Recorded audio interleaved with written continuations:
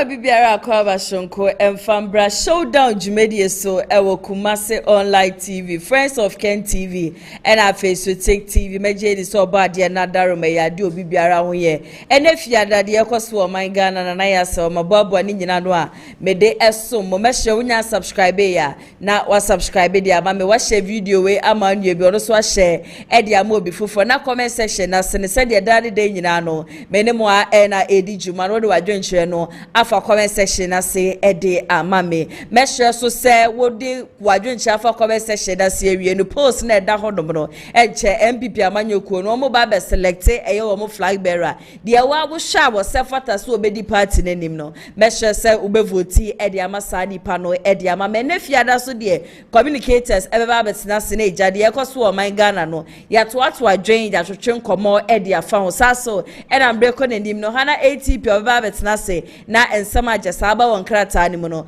wato ne bo apensempense ni nyina mu ede amaye ensam nso de ebusia na fiada mabɔ ne bede ankasa midi ni nyina no esomo ya betwetwe nkomo ane eno adametina ha meka chem se Kennedy akompre ko hene Japan eyade achesa sabre won na voter region honoma wo bu adwuma ankasa woni votarians no etwetwe nkomo wo kire wo mu nenti e wo so wo mu di kokromoti no eto aba ema no ye beko ahoma so ene wa ya wonwade bi achese busuame ameti he mehu ni se akompre ko hene Japan de twedi amponyankopon e de na che Ghana force ye betumi aso ni mu yie na ye betumi amana kwanya na mana ba be ye mampani a trust me say 2 to 3 years time e yade achese o man Ghana betumpon na o man Ghana so afa ne ntuma pa efra yete krom ha e na Kennedy akompre ko hene Japan e be make comment bi se said ye na na rodanko ekufado efri eastern region no e be ye dinye papa se wo mo besa so ato aba e de am obi ofri east na ye Ghana fo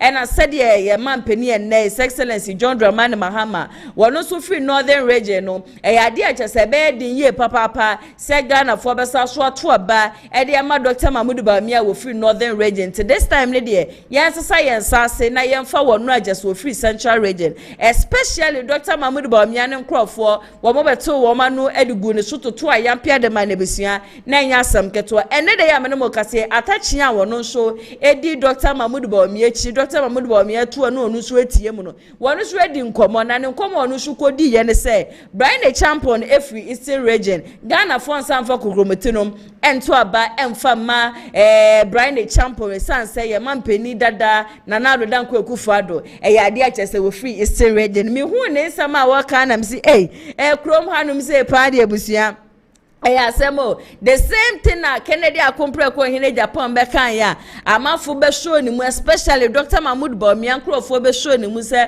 oya tribal politics that same thing na and attach ya show aba be ka just the statement o make ye no wo di favor Dr. Mahmoud Bawumia nti sa attach ya wo di Dr. Mahmoud Bawumia chi enim se Ghana for nsan so mfa kokromoti ne nto aba mfa ma Brian champion because na nado dan ko akufuado efri hono ma den na to me crack bibi chire ne send ye Dr. Mahmoud Bawumia so there is no way a Ghana for so any kokromoti ne beto abade ama the son say John Dramani Mahama so free northern eno no so no free northern it is time say Ghana for ebesa science as ne beto ye ne beko a central region ho e da wo say Ghana for nyina no ye select you obi free nipa obeba bebo nipa obema o man Ghana etumpo nipa obema o man Ghana afa ne ntuma pa efra na MPP amanyokuo na nrada ebusua wo mo ye press conference na wo mo press conference a wo mo ye no en wo mo kire se nyame yadoma achese November bushumia on the 13th and na album achese 31st of January 2026 wo mo de beto aba no wo mo de be ma all the 5 aspirants a wo mo gina nyina Kennedy akompre ko hine Japan Dr. Brian champion Dr. Mahmoud Bawumia honorable Osaya wedu chume eno engineer Kwabena J Japan na ne woni pa 5 a wo mo gina nyina no on the 13th of November album just wo mo de beto aba no wo mo di ni nyina be ma 5 aspirants ne ye de ma wo mo ya ma wo mo 2 weeks wo mo cross checking na obi anhwe se obi adi wo mo ni ade because me say ya de aspirants ni nyina no obi ekita na album dada obi anim nkrofo a beto aba the number of people a wo beto aba ntino ye MPP amanyokuo no ECT majese wo mu no eno ada press conference a wo mo ye de free mu ba ye no e na ma church mu e de ama amam saso na Dr. Educhuma no so ye campaign ebusua ano ohia nka so sure da number 4 amanfo fa kokomite ne to abanfama no be education minister wo so ogbo edwuma cheso de ne amapebre na ene ba Ghana na so this time no se wonya kwanya ne so obeba be ye flag bearer de ma MPP na timemufo ene kokomite no eto aba ema na ade cheso no obesi eye 50 IT centers owie sure na chese we see innovation hub say innovation hub no enipa chese obe employee wo mu ye close to 100,000 na chese ne kind ono sure be ka candidates na wo mu preach eye edwuma nto say ono de eye ade chese Ghana education system no eye ade ehia ne ye papa nto obesere amanfo fa kokromete no emfanto aba emfama no ebusua afiwe yankasa no nhyedan ye afepa emfa magana fo esan se yepe afia Ghana fo yahre etitiru pa de anache se ye 2025 ehwim eye empenifo ahodo a wo mu o man Ghana edifri yensem just last month ya na beto abonten se eye na konedu agema Rollins and ye former president awonya ni be bi ko JJ Rollins ne hukenim a wo free mu last month no empenifo de aba abonten se nyame ya doma November busumi ya ni 28th and achese ni state burial no ebeba so nyame ya doma November 28th 2025 ya and na konedu agema Rollins ni state burial no ebeba so Trust Kumasi online TV Friends of Ken TV and I think TV say updates ni nyina no nyame ya dom na semre no so a ye be streaming live de amamo dwumenko achese ne wo masoma se amedi shoulder dwumedie esommo Lionage Clinic GH mesre ye papa ya we bi da so na wechia na wonya no adura mekanfo wo mo de ama ebra twedi ampo nyankopon ka se ye ndi aduaba no na ye fa na hahan ne nsa ya we ya de achese Lionage Clinic GH wo mutie ye papa wo mu ndura achese wo mu de sa ya we ne purely herbal ankasa chese odokitani no so no wakoshuku chese wa bin wadwuma na chese wo ye ni muntiri ya we biara abusua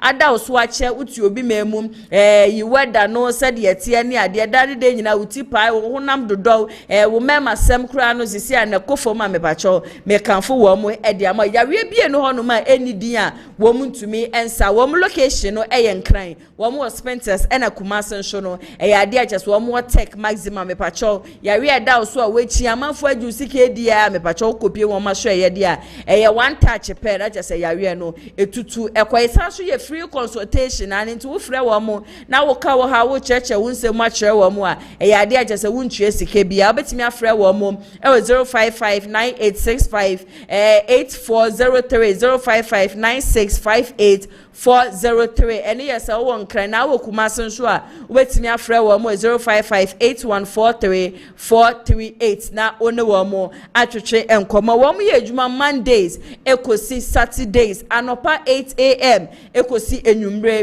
6 p.m. ebusu amense mo mre no mayentufa neja menko ensema maboabo anu amede ni nyina no eso mo se shoulder dwumedie eno ada ena meka kire mo se eye akonta mining wo mo managing director wo honom no just what the same bia ba abonti ani nyina no na ono eye fourth accused person what this so akonta mining ho nsensama just attorney general edwo mo akopie mu wo court eno ada mebo ni video bi wo hanum se no kasa say each one for himself, God for us all ane baby asisi akun na duro no wo hwa chema wutumi betumi akwadem be 15 years eno ono nso a osa so ya accused person ono nso betumi akwadem be 15 years na ono no akontaman ne ho nsensem na onde obi besie ye fa na adwuma keke onka shareholders ne ho ena wono no wanfa ne sika bi ama mehye won koto equipment mfa ma obi ase obiara enye illegal mining to ono ne de ekeka ko ne de ekeka eba ne de oni attorney general akasa ma chese charges attorney general adebo ono no ya de chese we ye free ne so chese nde wono eba begina dakemu edi adanse ede ama wo man Ghana na nde de ye buhua me ne mo kase wasa so akasa na ne nsema odi atudwa ne se tano imre forester chema wuntumi akonta mining wo mu didi ko mu ko tuye illegal mining wo mu no wo se na akonta mining na sa time no mu concession ni ndru honom na wo mu ni nkrata bia no mu ni tumi bia se wo mu be ko tano imre forester honom akwa ye legal mind ba de no omo ye nyina no na eyade chese chema wontumi e na ekire mo fa ha mo nra ha mo ntinsi ha mo nkọ ha num say ono ne nsem e na wo mu di eche nto ono ne de he still stand by his word to say this whole akonta mind ne ho nsensem ne ade nyina no eyade chese wo ba be di adanse e de ama wo mind no ane o be ka no kura biara chese wo mu nti ne chema wontumi be kwa akodem a na chema wontumi akodem Sanso na sabre ya menemo kase no ada metina ha meka chem se sisi ano MPP party ne bebi e keka kone ne ma bi agese pie free party ne mo ba no ma party no ho nya akono ma party no ho mbanyam de bia mekam se MPP party de kane ne yese party de ye party of intellectuals party agese nimdifo nyansafo ahofefo na join ne so na nadu dan ko ekufo ado show boy ado premai wo be take over na who say MPP party no sisi anom adane bibia wo something which is the party ne nya kono ti se de na kane no wo ka cho obi se wo MPP ni pa abushia fans a obeje especially here in Ashanti region na wo NDC ni po a wo tete na wontumi mpo nhye NDC atade emfempie obi ba pa no wa MPP fo atade na je se bebi a bewura bia no na obuo no eye shonko na so ende ye na edi one dance se MPP party na adane bibia wo ho and from abone bi aba be fra ane chese eniema bi ekeka ko se bi kasafi bi abewura MPP party ni mu ajese ne party ana ya akono ne party no enye akono biom na enno ada me ka kire mo eye Abronye DC ane bono regional chairman ne kasa ye bi ni ye bi a nansen wa hyase a wo ya wo hyase free Kennedy akompre ko hine Japan ho na ye expert sank e bi a ye be friend na ye be calling it to order so ye twen ye empedifo wo mo da MPP party na no obi antumi akwale abranti etu oda wo free Kennedy so na otiwre ye JFK so national secretary edema MPP amanyoko ene no so no wototo ayampi ajesebusu no ohia nkasa de ma no eno so no yehu ya ne se JFK de ene kakra ko neni no no so me de Abronye DC de me na kwa akopie mo disciplinary committee yenim Abronye saba abontembe toto ayampi abusu na nya easy edema JFK esan be di na tema no ohye se ono no disciplinary committee ode na ko nsuro bia no omo friend na oye ready so bebebusu ya besin the disciplinary committee ho sensem no ye te ho hwe ene se enu ade ya ye hu ya ne se sisi ade de odi free JFK show e de akọ eye Dr. Amache show Dr. Richard Ana ne show na wode ko Dr. Richard Ana ne show ne nyina no ye Dr. Richard Ana ne nsem ye obeka ye se Abronye DC disrespect eye former president Kufuor na waka ye na Abronye DC so amfan is lightly kra ebe tutu bi beka se oye medra chese hospital kwa no ye adwuma woni ade no na wo manfo wrong prescription just drumbone ni ade na odi ku o manfo osanso be ka chere se wo ye kronfo ni ade na san ni se mokeka anye nyina metena ha bisa asem nti executives e wo MPP party ne mu se bi enkwase asem ne nsemfo Abronye DC edi nyina no e ade a wo mehu anase wo ma hyeda e no mabu o mani egusho wo ma hyeda ne wo ma decide se wo mo nka bibia emfa ho esan se ye se abofra se bi wantia no ofi obekọ abontembe kwa akodi nkwase asem sisi ane de bebi Abronye DC ekeka kone de eyade a ejinsem nande eye member of parliament de mamampon honorable Ampretwu modern nsem bi atudwa na ne nsem a wode atudwa no oba be kire sem Dani de nyina no ye ya yesi Abronye DC oka Dr. Mahmoud Bawumia team hunti no Dr. Mahmoud Bawumia na asoma Abronye DC so omna bonte me disrespect amanfo me di amanfo ate saa de ne nokura bi enim o so Dr. Mahmoud Bawumia onsoma Abronye DC bebia na ono ankasa mpo no eyade agese Abronye DC ne style of politics no eyade agese any time ane obi ono so Dr. Mahmoud Bawumia camp na ekasa asem oyo o se Abronye DC style of politics no eyade agese any time yankasa ono no said Abronye DC ye ne niema no eyade je so hunu kura na ne bo so fono no ohunu kura na is wodwa lifestyle bi na wo kasa no oba be kire se obi a wadwen be ye se Abronye DC ka Dr. Mahmoud Bawumia team hunti no so oba no obedi nkwase asema na se Dr. Mahmoud Bawumia na asoma no me ba cho so wadwen fefire hom na Abronye DC we onka Dr. Mahmoud Bawumia team ho oya just a supporter ne ni je Dr. Mahmoud Bawumia but the team man kasa se enkrofo wo mo ka Dr. Mahmoud Bawumia team hu se wo mo ba eni Gideon Brako ba no ba be kasa hu se ye Gideon na ebe honorable Fojo ba no ba be kasa hu ni se ye dia so no abofo jo na ebe oso no abo se eche mensa bonshu oba no be kasa wonu so no abo se eche mensa bonshu na e kasa dia ma Bawumia ba Abronye DC die almost osre ye papa onka Dr. Mahmoud Bawumia team home onka ho krada or just a supporter of Dr. Mahmoud Bawumia inti oba abonte no obedi ne nkwase asemba abonte no obekeka ni bibia wo besre ye papa se emo bia adwenya ne se Dr. Mahmoud Bawumia na asoma na de bia kra no Dr. Mahmoud Bawumia no wo mu hia no wo mu di nkomam ensema Dr. Mahmoud Bawumia ka kire wo mu ne se mokọ abonte na mokọ kasa monka de me Dr. Mahmoud Bawumia me ba abeye monka de me nenti e wo se me Dr. Mahmoud Bawumia me ba mo obi enkodidi atem to so no de bia Bawumia be hia wo mu bia no otu wo mfo na wo ka so magana fo nyina ate ase se Abronye DC wo ho no me ya just wo didi mpenifo atem ni ade Dr. Mahmoud Bawumia ni Abronye DC akasa several times say onje ye didi atem no on pay didi atem eno ye man of peace on pen to kwani ade na so tu Abronye DC fo a ade just Abronye DC entie enti we bia wa adwen be ye say Dr. Mahmoud Bawumia na asoma Abronye DC say womra na ombedi mpenifo atem no according to MP edema eye mampon na ne asante mampon no abo amprechum wo so wo beside ye papa no wo kaso o sisu dua kase Abronye DC enka Dr. Mahmoud Bawumia team ho he is just a supporter enti ne niam a wo ye nyina no no anepe ni bibia ye na yesi wiase de efie bia mensa wo mfie bia bronsam wo mtina de onu de onim se MPP party e wo hodom no wo mo bronsam ena ye Abronye DC ama ne ho kwan e mamafo ahyase yushu no egesi eye Dr. Mahmoud Bawumia in fact nsam de bushia wo probe edigu hono mankasa video credits no enko enfama 1957 news special so be kame ho ne yakọ na yakọ akotie sansem we nyina no abasisia me nukwe one Abronye onye me fan because the politics no, I don't like it and that is me media any the way I okono did you onye me fan no any the way I the politics and the way I not as a person but the politics you get me any baby I say what page the extent or the or starting here TV is a while right. I thought he said he started well. But say, I said, I am quite. Oh, so Kasa baby, if you do baby, I will say, no tears, baby. Any who can say what you see. And baby, I say, so ordinary, dear no crone. And I offer Dr. Mahmoud Bawumia so an approach to politics. Oh, the humility.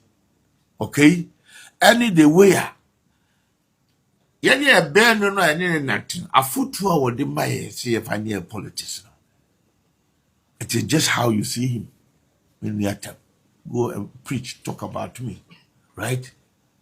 Can you make me here? The I am the best candidate. Don't insult. Don't use unacceptable language. Only and create tension. That is Dr. Mahmoud Bawumia. Now the Abronye approach, is the opposite. The only thing I can say on authority is that Abronye is not part of the inner circle of Dr. Mahmoud Bawumia. Only part of the inner circle. He is a supporter by he's a supporter of Dr. Mahmoud Bawumia, but only part of the inner circle. Or Kakasa, we'll see this one is a true representative of the Bawumia. Bawumia's true and inner circle people, no, you will see send your woman casa or send you mental bones who send your casa. Nana come here, one who never who send your casa. Sami Jemfi, Sami Awuku who send your casa. Doctor Team Fojo who send your casa. Doctor Ayiwa Free who send your casa. Oh, dear Mechera, me I met hey, you see how I talk about how I do my campaign. About Dr. Mahmoud Bawumia, wherever baby I'm oh, and you're completely different from the Abronye style and Abronye approach. But the unfortunate thing is, when your opponent wants to get to you, supporter, dear, or tatu twabwa, or no near the unfortunate thing is, Abronye a bien the prato. I'm a mouth for Wuram. Oh, no. And I, Wuramu, or they bought, because he didn't answer about Dr. Mahmoud Bawumia. But and yet, Juma, she said, well, Nippon, way in the campaign. Colonel, quite of us, and then you also look at the other competitors. One also, so how are they doing their campaign? What was you know buying and or approach? Look at them. You see it. The man is not bragging. Others are bragging to the high heavens. What will they mention? Yes, the man is humble. Others have thrown humility to the winds. What will they mention? The man assumes calmness. Others, and you giddy, calmness in the woman. What will they mention? Yes. And Honorable and prechum ena yakwa kotie ne nsem abanintin we ni de wesi supi aka se Abronye DC obesere wonka Dr. Mahmoud Bawumia team ho ye supporter na wobi abusua wo ye supporter ena Dr. Mahmoud Bawumia campaign o man ne platform ani begina honom ebe kasa ye Kennedy campaign na wo ye supporters dodo sen ena we hu so ama na kwanya so mban begina honom membe kasa ene ema bi wo honom amasa mo amu ya we me say Abronye DC ni nsem no di ne kasa wo kasa nyina no de oye nyina no ade a wodi favor one candidate and that candidate is Dr. Mahmoud Bawumia said ye will be free Kennedy team ba no obedi nkwase asema mutumi kasa Kennedy na asoma no munyi ntumu samo na mo sha Abronye DC echi ena ma Abronye DC edi sansem no nti mama ma abante mekasa na onka Dr. Mahmoud Bawumia team no e supporter bi enu hono ma owo akwanya na so obeba betena hono se bia ba toto ayampia ba bedi nkwase asem ti sase de Abronye DC odi ne nkwase asemi chairman Butensho a no national chairman edema MPP amanyoko no wakasa ni nyina no efa diso edidi atama Abronye DC de ma Dr. Richard ana ne ho na according to chairman Bute no wasi Abronye DC wendi ya former president Kufuatem na mbom no futuo era na ya former president Kufuo edema wo mu ebra wo mu ko meeting na sene no no chairman Bute mpo ebeka so obi a wo wagenhire obi a wo bibi kabia no nipa ni pagya ne nsa na wonka ena Abronye DC pagya ne nsa na Abronye DC no ede na dwenhire ebaaye be no kura no internal matter as at the time of this so incident this year no na Dr. Richard ana ni honom nti ebia na nipa na aja say or the information no come Dr. Richard ana ne no ono na wehu kwan obefa so aka ne na nka Abronye DC edi former president Kufuatem anka ono chairman Butempo no enya de anka obesososho ene anka obebobo na adwe de amane na mpo ni se bibisa akurasi ya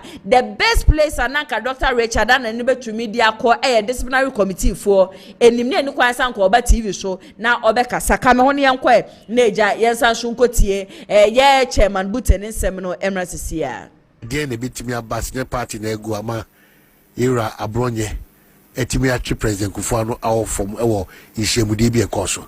Has something of that sort happened?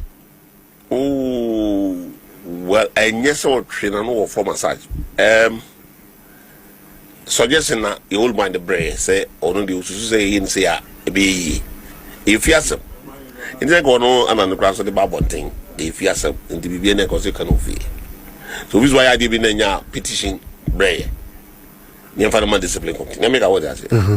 But I don't know, any power report to man or Nibia or a mistake, they are meant to be interested. Ulma buy no will be 2 years full. No, they are saying be 2 years. And now me open floor say ubia Emma comments. I feel about 1, 2, 3 no. That's no. Me my mistake. Ulma kasa this me come ubia ma comment on. It is how comment me person Ulma kasa we ubia ma comment Ulma pacho. What can I say? You bedwene ho. Nya Abronye in no time. Your course no. Your course no. So we say despite Abronye in the same way we did no. So we did President Kufuatem there enye no kre. It will be kasa enye no kre. Enye no kre. O se na konta no no, akonta. Ono kan nyina o se akonta. Constitution is say. But one can be yes yatim. Nanga ofro go back. Hey. Old man there will be also no high. Into own to me, one dabi. Like I'm a crime penny. And ya dear will be to me. Why, Nanya will be to me. Why, ya can your papa man. I see, but still on your new patriotic party, the party is becoming. Ebusia chairman Buteno no say Abronye DC when the former president Tukufo atem despite say wo mu nyina nim say Abronye DC say na adwen ye adwuma say bi omu ade o ka say ni ha no ho ye fe nim tantan be ma nim huhu ni ade but enu kura echi no nim say there is no way say Abronye DC betumi bie na no I disrespect ye former president Tukufo nti we di obi be say ye MPP for national chairman na nkasa na atu na num to no waka ne science mo de mo ma ye fancy ho no manam de mo ma ye tumusa me obi be ka chem sa Abronye DC edikufo atema enye me wanwa ena meje atum because minim se de Abronye DC tie ba se chairman bute kase wenni na tem de ebusua moma ya accept na yemfansi ehonoma me to aso de amamode ana che se Apostle Richard Kweku ene de ya make me no ka se ebusua wode nsem bi atudwa che se nsem ode atudwa no very powerful papa ne kasa ye nyina ene se ye se de ne ye hwa Abronye DC o attack ye Kennedy akompre ko hine Japan no didi na time ni ade o se ma obi akra wa o ye Kennedy ni wa o ye connected ma bonten be so Abronye DC so ane mba bonten be di Abronye DC atameme ka bibia mfamfa Abronye DC jano na Abronye DC onko so ndidi Kennedy atam onko so enka nsem aje se nya nsempa mfamfa Kennedy akompre ko ye kwan atwedi ampon Nyankopon efa so e de pagi akompre ko hine Japan and I think this statement no prophet kwati ya kapen and a prophet El Bernard so ono so esi so akapen say ye attack ni ade aje se beba Kennedy akompre ko hine Japan ho enkwafo bi adwin be ye wo mo say ye ade a wo mo bre ni fo but they don't know say ye ade a wo mo ye ade pagya ye Kennedy akompre ko hine Japan nti wo so ono ne de onim say ye ade a twedi ampon Nyankopon ewiye mremu je se nipa a we yi ni se wo mra mepagya o man Ghana ye akompre ko hine Japan edidi atam ebeba ni ade nyina no wa ye connected so mu ye ne membe di obi atemembe so obi aso we nyina no twedi ampon Nyankopon ne nsa no adwuma no ka me ho ne yanko na yankoti Apostle Richard nsem no emrasisia. God, my name is Apostle Richard Kweku Obeniba Parker, the voice of the city of Toronto, the international preacher. There's a word in my spirit that I want to share. Amen. I don't preach sermons, I only deliver messages. It's all about Honorable Kennedy Japan. Over 7 years I've been consistent, releasing messages and downloading what God has released to my spirit to share. And it is all in social media. I've shared whatever God gave to me about him. And I thank God for the manifestation. When we started speaking about this man, we were insulted. A lot of people were saying, hey, how can this be? Oh my God. If you don't know the operations of God in the things of humanity, you always doubt what God says. So I thank God for the manifestation. Now, Ghana or West Africa or Africa has come to a certain, dispensation era that we need a leader who has the heart of the people, who have the love for the people, the heart of God to lead humanity and to bring jobs and infrastructures and businesses and companies and structures that will help people to advance and able to succeed and do things well. And such person, this time we don't need a political leader. We need a leader mandated by God, somebody who loves the people, somebody who has what it takes to lead people, not just a political leader who just come and fulfill, a political party agenda. We need somebody that have national ideas and agenda that will help Ghanaians. And said person is Honorable Kennedy Japan. He has been chosen for such a time like this. So I want to add my voice once again that let us give him the mandate. If you like it or not, the mandate has already been given. So just fall in place of God's divine alignment and let Kennedy Japan come and lead the nation by divine authority. And one of the things I also want to say is that nobody should attack Abronye DC. It is part of Kennedy Japan victory. When enemy is being lifted or when a voice is being lifted to fight you, it means that you have been destined for a greater purpose. So whatever Abronye is doing is part of the things that must be done for Honorable Kennedy Japan to rise to the higher position. So Abronye, God bless you for what you are doing. I'm speaking in the things of the spirit. For the Bible says, if the devil knew that crucified Jesus Christ would have brought us salvation, or the prince of this world knew that crucified Jesus Christ would have brought us salvation, they wouldn't have done it. And the brothers of Joseph did not know the will of God concerning Joseph. They thought they were ending the dream, but little did they know that they are advancing the dream. So Abronye, and one of the things I want to make clear on record, that a time is coming, Abronye will be the one that will be used again to speak well about Honorable Kenneth Japan. He will be the one to spearhead the visions and the assignment. So nobody will attack him. For I'm speaking by divine authority. So Abronye, what you are doing, you are not doing any harm. You are not doing any harm. You are rather doing good to the benefit of God's will. May God bless everybody in Jesus' name. Honorable Kenneth Japan, it is settled. No matter the challenge, if NPP refuse to give you the mandate, there's another message that I've been prepared already. I've said it a long time, that there is a party in you, and I keep on saying it. If they try to sabotage you, then allow yourself. Even in Burkina Faso, I'm not calling for a coup. If a young guy could have came to silence all noise and things that have been prepared by all. Pastor Richard, yakwakotie na bantu tie ne kasa ema o si baby asisi aga na yedru no. Enya politically da bia sa akeke ne yehia de atwedi amponyankopon a odeni no na wopɛ de atwedi amponyankopon a odeni no nso de a na ache se ye Kennedy akompreko ohene Japan ntiri de Abronye DC ye ne ade nyina no wo nkoso anye na sa asem we yankasa so me kai se me ni CEO Mr. Daniel Yabu a yetna fiduem hanum say ni program a woye mo amadi Kumasi online TV echiache ye. I think 3 or 4 months ago em no so ka se amanfo be sorry de etia eye Kennedy akompreko hene Japan be didi na temba de omo be ye nyina no e be ye nwanwa se sa ne ma na omo be ye anasa sansem omo be ka no sansem ni mbom de be page eye Kennedy akompreko hene Japan ene wo sha baby a be fe bia wo bi e ka na Kennedy say even ending party kura na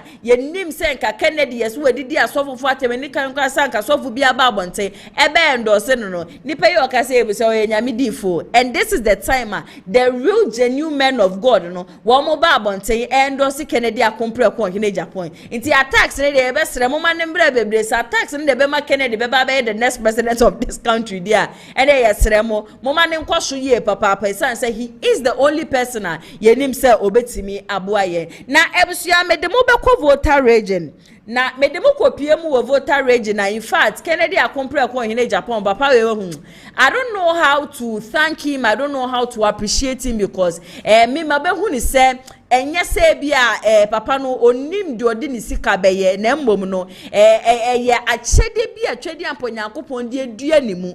Akompreko hene Japan is the only aspirant mekase wo free MPP party ni mu a campaign na wo ye ni ade nyina no ogusua echi amanfo munim se ne Kennedy ekopie mu voter region no ya de achese ho teaching hospital e wo honom Kennedy asanso akwa ya adoye anu akoche wo mu ne mankasa obi anko woni amanfo kwa kasa akwa kire se ye jama ba na mba mabei monto aba mfa ma me ne de ntesa o ya doye ankasa ena Kennedy akompreko hene Japan wakwakoye na doye wakwakoye ne miankasa me mu amiti hebusua agimi nsem ye bekwa ahoma ne so na ye ne Ken ba akwakotwetwe enkomo Ken ba ma me mo akwa ba shonko fambra showdown jumedie so.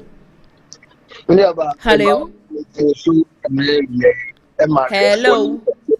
Ken ba otemenka Betu kapa bibi abako de nankopon adaroma ye huye e wo from Mantem. Okay, na menya ntia sa Kennedy akompreko hene Japan akoya adoye. No Traitor do utia sa pepepe ena etie mejidi pa se video no nso so edi adanse se Honorable Kennedy hene Japan akwakoye adoye kese pa edi ama ho teaching hospital no enam entintan video no so a edi amobetimi ama ya hwefo ne ya chiefo nso atimi ahwebi.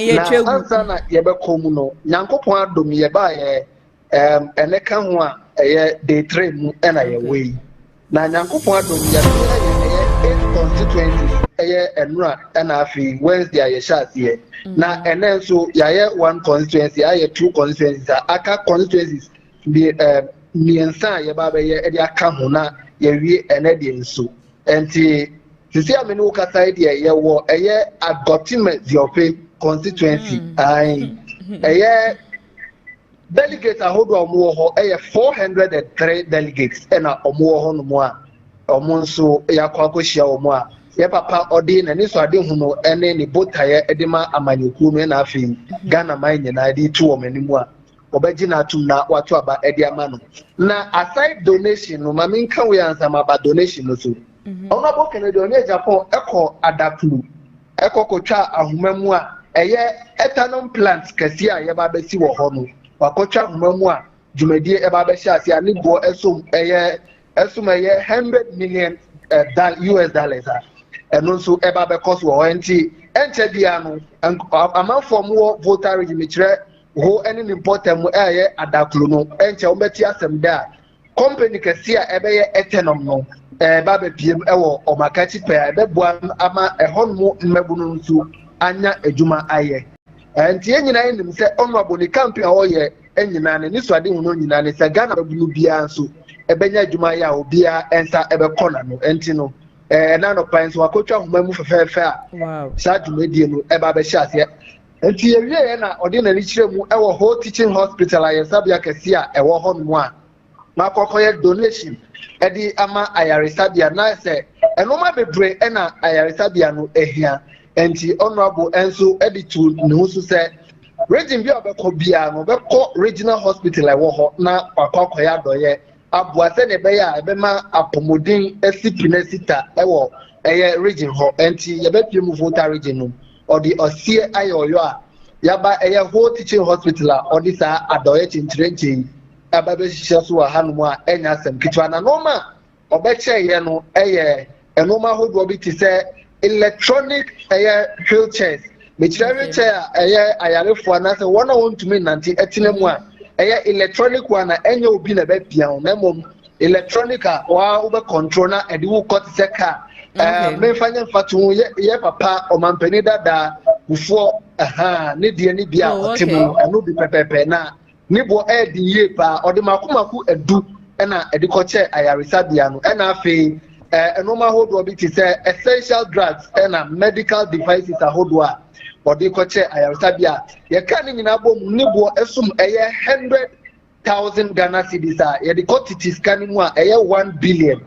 saa dɔyɛ no ɛna wakɔkɔyɛ no ɛna nɔpaeɛ a ɛnya asɛm ketewa no a yɛbisa ɔnɔbo sɛ adɛn nti na saa sika nti sɛe na wakɔkɔ sɛ no wɔ ayaresabea na ɔde akɔkyɛ ayaresabea na ɔmfa nhyɛ ne campaign na n'asɛm a ɔka ne sɛ wɔgye di yɛ paa sɛ Ghana ne bia ho tɔ no a ɔno nso ho atɔ no because da ne da nyinaa no course a ɛba ne so ɔno abɔboa bi ɔno abɔ yɛse no ɛdɔɔso nti na ne suade ho no sɛ ɔbɛboa ama apɔmuden so asipi sɛ nipa apɔmu yɛ den a ɛna ɛbɛtumi ama wo so watumi akɔ adwuma na wayɛ adwuma ama wo nsa akɔwa no ɛnti ɔno abɔkyerɛ mu a saa ne suade ho no na ama aka na kuma a ɔakɔyɛ saa adɔyɛ no ɛwɔ whole teaching hospital a ɛnya asɛm ketewa nti mene yɛba mene wo kasa deɛ yɛda so ɛwɔ ɛyɛ Agotime Ziope constituency ɛhɔ ɛna yɛwɔ sisi a nti yɛfiri hɔ a na yɛde yɛni akyerɛ mu ɛwɔ Adaklu constituency yɛwie a yɛaba ho central na afei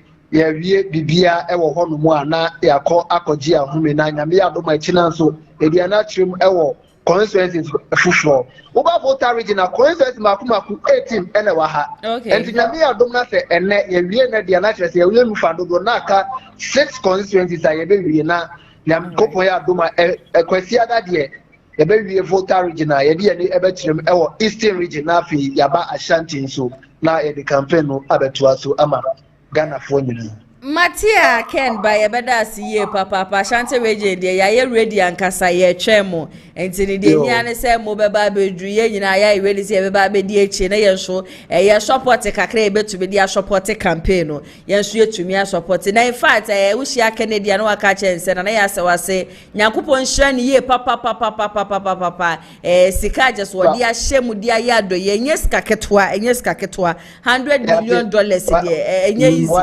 Honorable Japan so ade a ɔhwɛ TikTok na odi etire pa obi ba gye say dia onim ne ekoso social media no so ene program bia mu ya bia no honorable enya ho information na while recognizing Mwajuma pa mu ye enti metimi assure TikTok Kumasi online and afi Mwajuma efo nyina say honorable Kenya Japan di na mitrim e wasante mantemu a ade a likely say obetimi aba your studios oni mu nso e ba be di nkomo enti no e beta mo se pa nso ni Juma pa mu ye e de boa honorable Kennedy ohine Japan. Okay. Ken ba me so meda wasiye papa. Ebusia Kennedy akompreko wo hini Japan e wo voter regional chese oye campaign na no hye na papa we yankasa no enam akoma anyankopon de ball ni nte no wo bi anka campaign na wo ye sika nko obehwere pa nye sika ketwa no wo se da bia wo mse me ye campaign nanso ye won krofo a wo mo ho e kire wo mo ye won krofo a wo mo hia moa enu nti no was spending over 100,000 Ghana cedis ebusia enye small money and enye sika ketewa kra wo de atotototo sa niema we nyina no e de akoma eye whole teaching hospital obi betena ba bia kasa bia na campaign na wo ye ana se sanso obeso obeye flag bearer de MPP nti na oye adoyi obi e wonim Kennedy akompre ko hine Japan bia nim se papa we sa de we kro bi besie eye mu nketewa ane obi otumi si cardio center e wo 37 de we kura ye mu nketewa nti e ma obi ana ada wo se adoyi ne Kennedy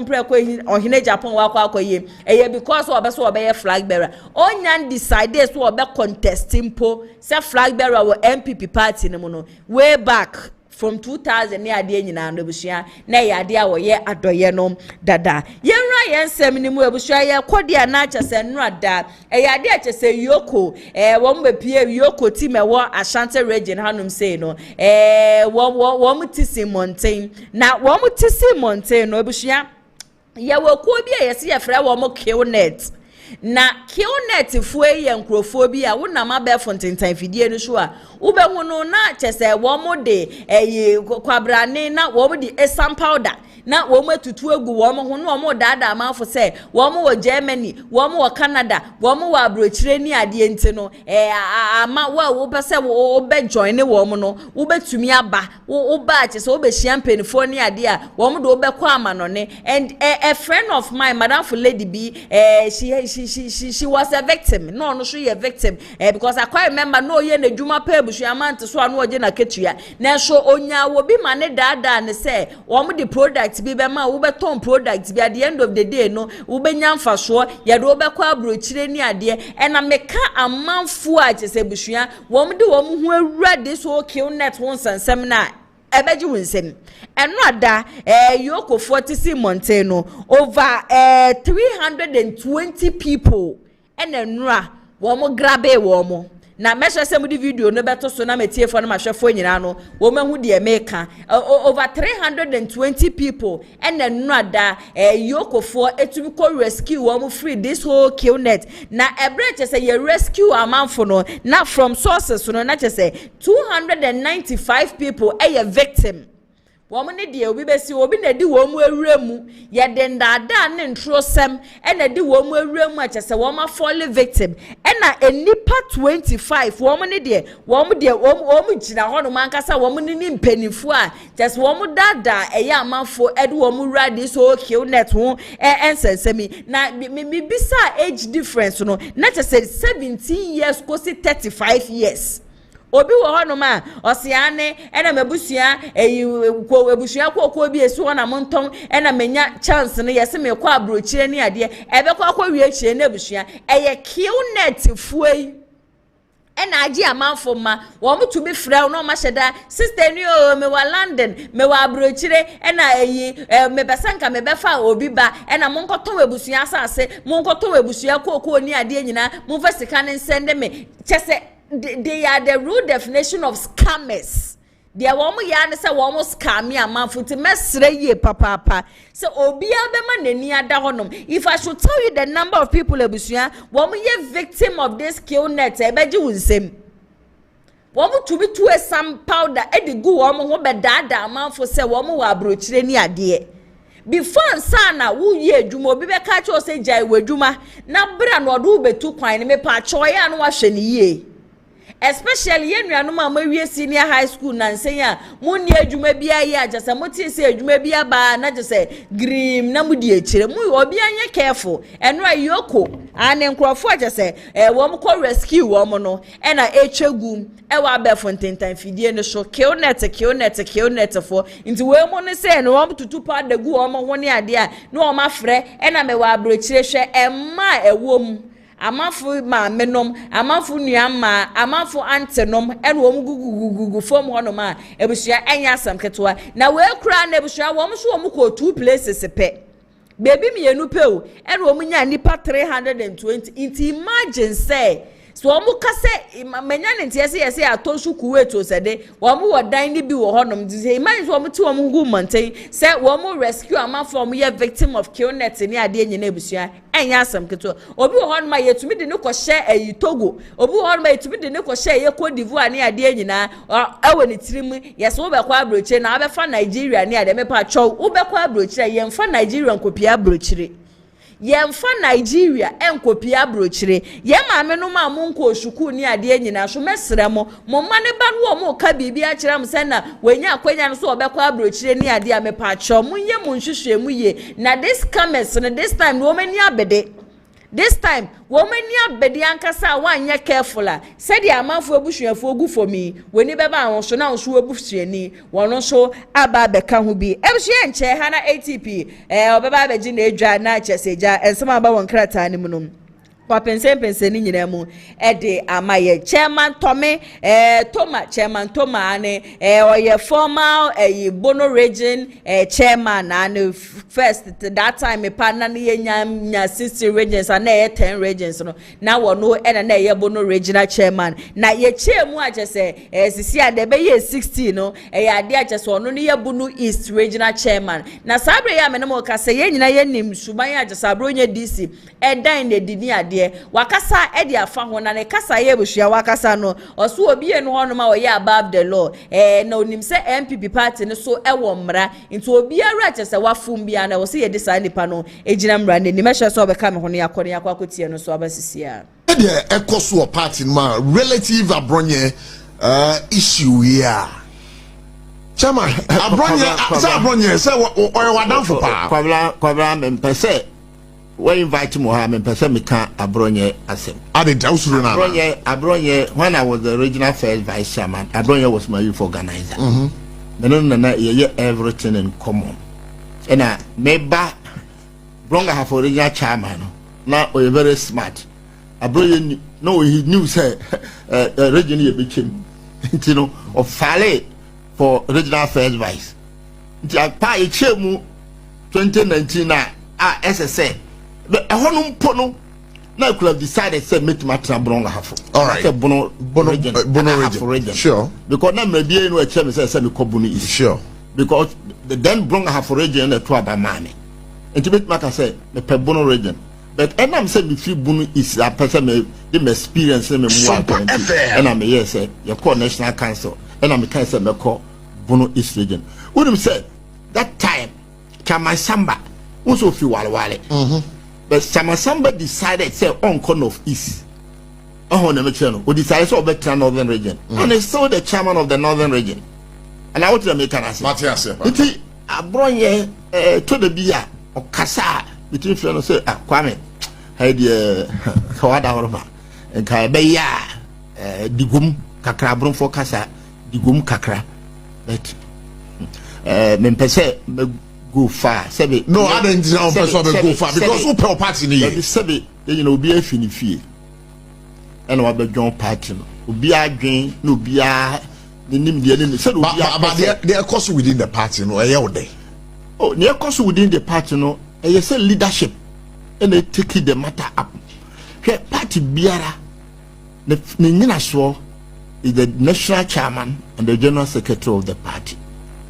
It is a BB Koso na nya ese leadership na etrase no mo frɛ say sumasi say na even in every political party bia no there were rules and regulations in the constitution disciplining measures nobody is above the laws of the political party let us be honest Nobody is above the laws of the. But I'll show the Abronye now or try the rules and regulations of your party. As I sit here as an ordinary member of the party, I don't have any disciplinary powers, and I want to make. When you say only powers, but you know what the law says. The law says that it spelled out in our constitution. And the Abronye, I will say Abronye, you say you, the machine paying for no. And share me to be honest, me I will share it team no we say me very cultured me very cultured because me from memory fee me sebi me kasantia payini da but me kasantia me payini bi am bomusuo me fee me norms me other values no e ma me sa kwan no obi fie nko yema obi fie no ho e ma obi fie ye na se obi fie ni obi fie e bia na bi wo ha yatetew se bia kasa bia obetuma but me fie die yatete me se ma me kasa ntia me ni opani biara and secondly nya me papa so ka che me no say we asem ha so obi yo papa just 10 series or 20 series ma woni so na fakọ awiye that's how I am it me say Chairman Thomas ena yakọ akwakotie ne nsem abanti wutie de kasa ne nyina na kyese wo mu nyina no mo ya we se enema bi Abronye DC eye no ade a kyese entumi mu party no nti na the end of the day ne sans wo mu nim so wo mo beka Abronye DC bebo na adwen de ama wo mo bekwa akotena ne TV show edidi o matem to wo mo kasa nyina na ase de wo mo kana kasakwa but they are all aware se ade Abronye DC wo ye no ade a kyese wo destroy eye MPP party ATP atena and say busia mema na kwa ba shonko di aba showdown jumedie so but before that on Lionage Clinic GH one more and one somase a me di showdown jumedie no eso mo ma me ntwa me ho sima me ba na jankrata no ATP apense ni nyina modi amaye Abusia yare ben na ehawo and there to brain no me come for Lionage Clinic Ghana and famau ahankwa na abepiemu a ye dey bibidro esaw yare abusia se oba bepiemu wa hase ya yesa enam yare bi te say syphilis gonorrhea candidiasis jaripo do na nim se a friend of white no. Hello everyone, my name is Dr. Maxwell Aziz Mensah. I'm the founder and senior doctor of Lionage Clinic Ghana. Our mission is to provide you with exceptional herbal medicine treatment and holistic healthcare to all our patients to becoming a healthier you. Thank you for trusting Lionage Clinic Ghana.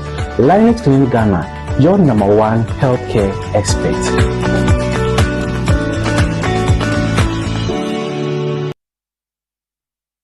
Lionage Clinic GH for say yare da osubia na February wo makache na wo momwa empe solution no emfama ATP mamema wakwaba nana ya sawa mejoso bibia bokodi yesu adom na so e oba de na daruma me nso me hu yeye papa nsembe na aba wonkrata ni okay enefia day ai nese boja ye na nese yere mu anesante no mame fa daily guide emfama yetiefo ni yahwefo nyina kwaba famla ene day showdown jubedie so nana wo bepiemu ewe ye krata yi anima nese OSP ye kiseja ben ni mfoni edase na nim serious kama sanso ena eye Dr. Mustafa Abdullahi eye Hamid no so ni mfoni eda enoda na nkrata ni bebre na ebo ho amane se eye OSP wa freezy eye na account na asset no na me no kaze Mustafa Hamid ababo nti a wo kiremu ka kire Ghana ni ewiase afọ na nyina se enye no kure de brada OSP will freezing account bia and also will freezing asset bia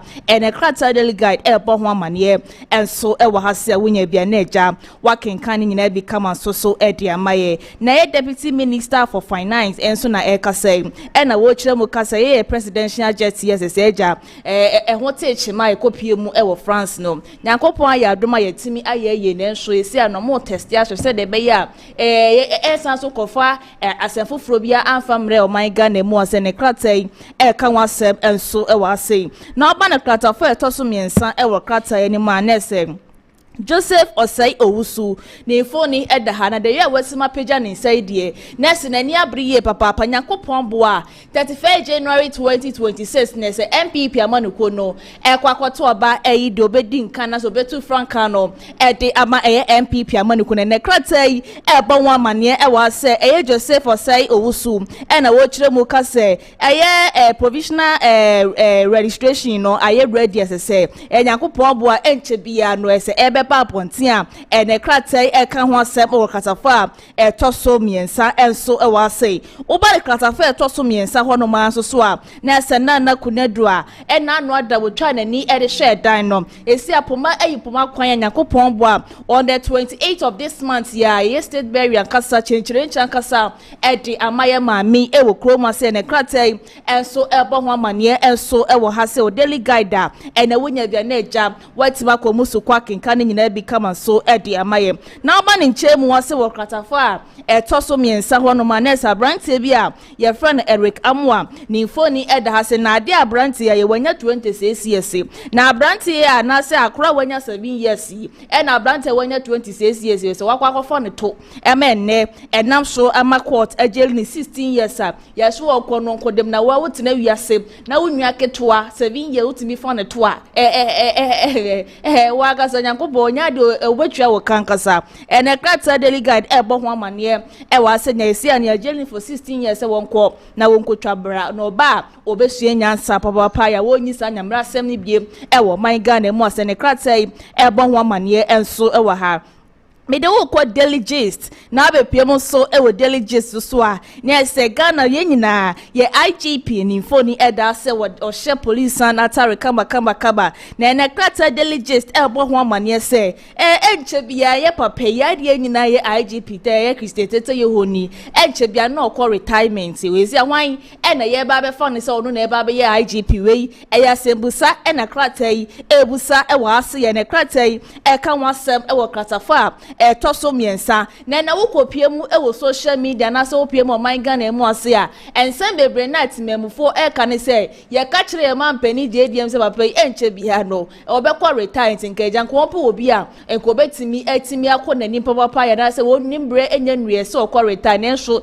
ye papa ansha December yi na se wo ne time aso an sentisi ano why ene ye san so e be frɛ no bia ma na se why ene ye ba bebo ne din so wono ene be ye IGP e wo kroma na se Christian tete yehonu wono a ene beto aso ede ama ene krata delegist ebusasa ko asami e wa se oba na soro ase so a na se na kunedu agema Yakopon bo a 28 November this month ya ene ye na yiyo no e ba bekoso e wo e oman Ghana mu ase ne krata e kan wasem enso e wo hase na oba na sia ase so krata fa toso miensa no ene se MPP amanuko no wo ma ye ready wo ma ye krado wankasa say Yakopon bo 31 January 2026 na abatoɔ no ensuo to wawiabo abatoɔ no bekoso wo hase a wo ma ye bibia so bo ye bia no oba ye nyina wo sie Canada o hine Japan wasi grounds so wo ye campaign chenchirenche Dr. Bawumia Abronye champion ene wo mo keke ka ho nyina no ma ye ready internet krata eba ho amane se MPP for ne so ma ye ready say wo mo bekọ akoto oba no matima yido betimeli di MPP amanuko na se da bia Yakopon bo 2028 no wo matima konkoden no matima di nkunima nkasa e wo man Ghana mu ase ne krata eba ho amane enso e wo ha na oba na siase nso a na ese kisie jabin we minim sese abra na so wo 25 years ni picture ne so makofa de abeto ase dia wo hwe de wi na ni masima yesere wo ha na wo kirem ka se he wo no asa na obeye eye OSP no wo no wodi ni sika dada ni ye ka obi wo sika no ni ye boni din kan wo bi enti nsema mo Ghana fo mo keka ene ye sika nti no pesi ebeyi na firi wonum ti na de bia da wo yesi no se Ghana fo nyina you people should keep quiet wo Kumasi wo no wo ka Magana for nyina te se wono abra na nyambo ni din so meye OSP Kumasi no ye fe ni kisia jaben no wo ni sika bi dida nti mu nyamo nsem na ni mu tobe na mo keka no Kumasi ne krata e ba ho amane e wo delegist mu a wonya bia na wakenka ni nyina bi kama so e dia maye na oba na siase nso na OSP oni Mustafa e won sensem a wo kire mu e ka se wa freezing account na asa ni asset no ene Mustafa babonti se ni kura bia ni honma ewo wuko piemu so wo eye kaso mea me anti ye hawa Kumasi ni foni eda ha se sanso na MP a esi a wo na akoyo no so ni foni da ye nyina be kaya abra ye kwoto aba ne nyina te se ye se me anti wakwa akotututuo bi amana koka wo bi na fan kosi no na me na wo kasai eye Mutakaba bontia se wo kire mu kase ye ma pani JDM se ja wo hwehwem no wo hu de ko so 2020 2024 ni nyina no abato aye kwoto ye no de enam so ma nipa bebre na ewu wo man Ghana mu wase no kire mu kase se ma na ekoso wo kaso ni nyina sa me anti ni hu so o enne mi anti na ni age no kopie mu kaso ahese shila wo obo no enye fedi agro na kratai eso eka wasem eso ha wunya bia na eja wato obo ase no akenkan nyina bi kama so edi amaye me de wo kwa the chronicle na be piemo enso e the chronicle so a na ese former defense minister ni foni eda ha waje ni court kama ne tie ready e na wo kire mu kase galamsi ate se wo kuro mu ase ye man pani JDM e she Ghana fo nyina agboso wo ba wo be hwe na eja sa galamsi ni nyina no eto antimetwa wo kuro mu ase no still na ekuso ekoso wo kuro mu ase no hwe ye kan MDC amanukuo no official fo ni minihwe wo mu bo mu ye papa enye fedi agro internet creator the chronicle e kan wasem enso e wa ase na ba na siase e kwatafa e to so eye enso wa ase ya na se galamsi ye se no kopie mo lake bosonchi a radinya kopon galamsi no so mu tuwa enisa the chronicle e kan wasem enso e wa ase Brian a champion suni foni e da hase na eye ukopie mo Eastern region na ye chairman o honom se wo tro ni support nyina e de ama eye Brian champion ko so hu se Brian champion elidi MPP amanukuo for 2027 2028 inshallah 2028 no betima di nkunim de mo ozin ankasa e de ama MPP amanukuo na the chronicle enso so e de eba ena anopei me de wo daily analyst na be piemo so daily analyst na se man pani JDM ni foni eda sei ye na wotumfo ni so ni foni eda ha babin so foni eda na afin so ye Albert Kwabrajon for no na ye GJ president ni foni eda ha se na ni nyina nyakopon bo 29 for ye GJ awo se ba be koso media awo se ba be koso wo man Ghana mu se ba be koso wo ye Asante mantem mo se ye menhia no na kratai esanso elpo ho amane enso wa sei sanso na Mustafa na so OSBI or say nya dia ye OS wo freezing account bia na say ne asset bia ne kratai esanso ebo ho amane enso ewa ha wo ba na siase so so Yakopon bo a on the 28th of this month ya ns na kuna the first lady ese ye na chi ekrakra na se ye kata na chi krakra ne kratai enso kan wasem enso ewa ha wo ba ne nchemu wase so so na se defense minister ne foni da se na nyina Ghana ye private jet ye si ano ekopie mu ewo France ye hwe se ja omo test 1 2 se de be ya ye de be pie mu o man Ghana mu ase bibia be ko wano enso ede ama internet klatai enso ebo ho amane enso wo hase a wonya bia na eja wakomu sokwo no akenkan nyina bi kama so ede ama internet no pay and some daily analyst ede eba ye ne se me awesane nyina enso ede ama wo me de wo kwa the Ghanaian point na be pie mu so wo the Ghanaian points klatafa to so mienu enso e wa ase ya na se na wotumfo ni foni eda ha eno se na anu ada ukopie mu wo ye ka so amia mi kuro mu ai ka so wono ma se galamse no na se langard koso ye papa wo honom na we de wona ankasa ene na wotumfo ede ma ahifofo mu Asante manta mu se wa ye betu nesu ne hu se wodo ho frefe ye langard hu sensem okuro ma se wo hono ma pe ene owura wo na se mpaboa edi free wu nseme na krata the Ghanaian point kan wasem enso wa ase wo ba ni nchemu ha se so na se Mustafa wo se enya de wo SB wo freezing account bia wo kromu anti no se ma Ghana for ye ka bloggers for media for mo kanyina you people should keep quiet wono ni ho wa amaniem wo pe kwan ya obetima san ne ho na so de bia da mbese mo san so de bi be ka ho na krata the Ghanaian point bo ho amane enso wa ha wo ba na siase enso so akrata fa to so eyam yin san so wo ha se enso so a na se ye man pani JDM ni phone eda ha waje ne cheka ma waje ne shirty ene wo se eye big push initiative na wo de eba ye no eba bebo ma my God na mu se within 2 years pe ya kwan ya tete apansa mo kroma se ni nyina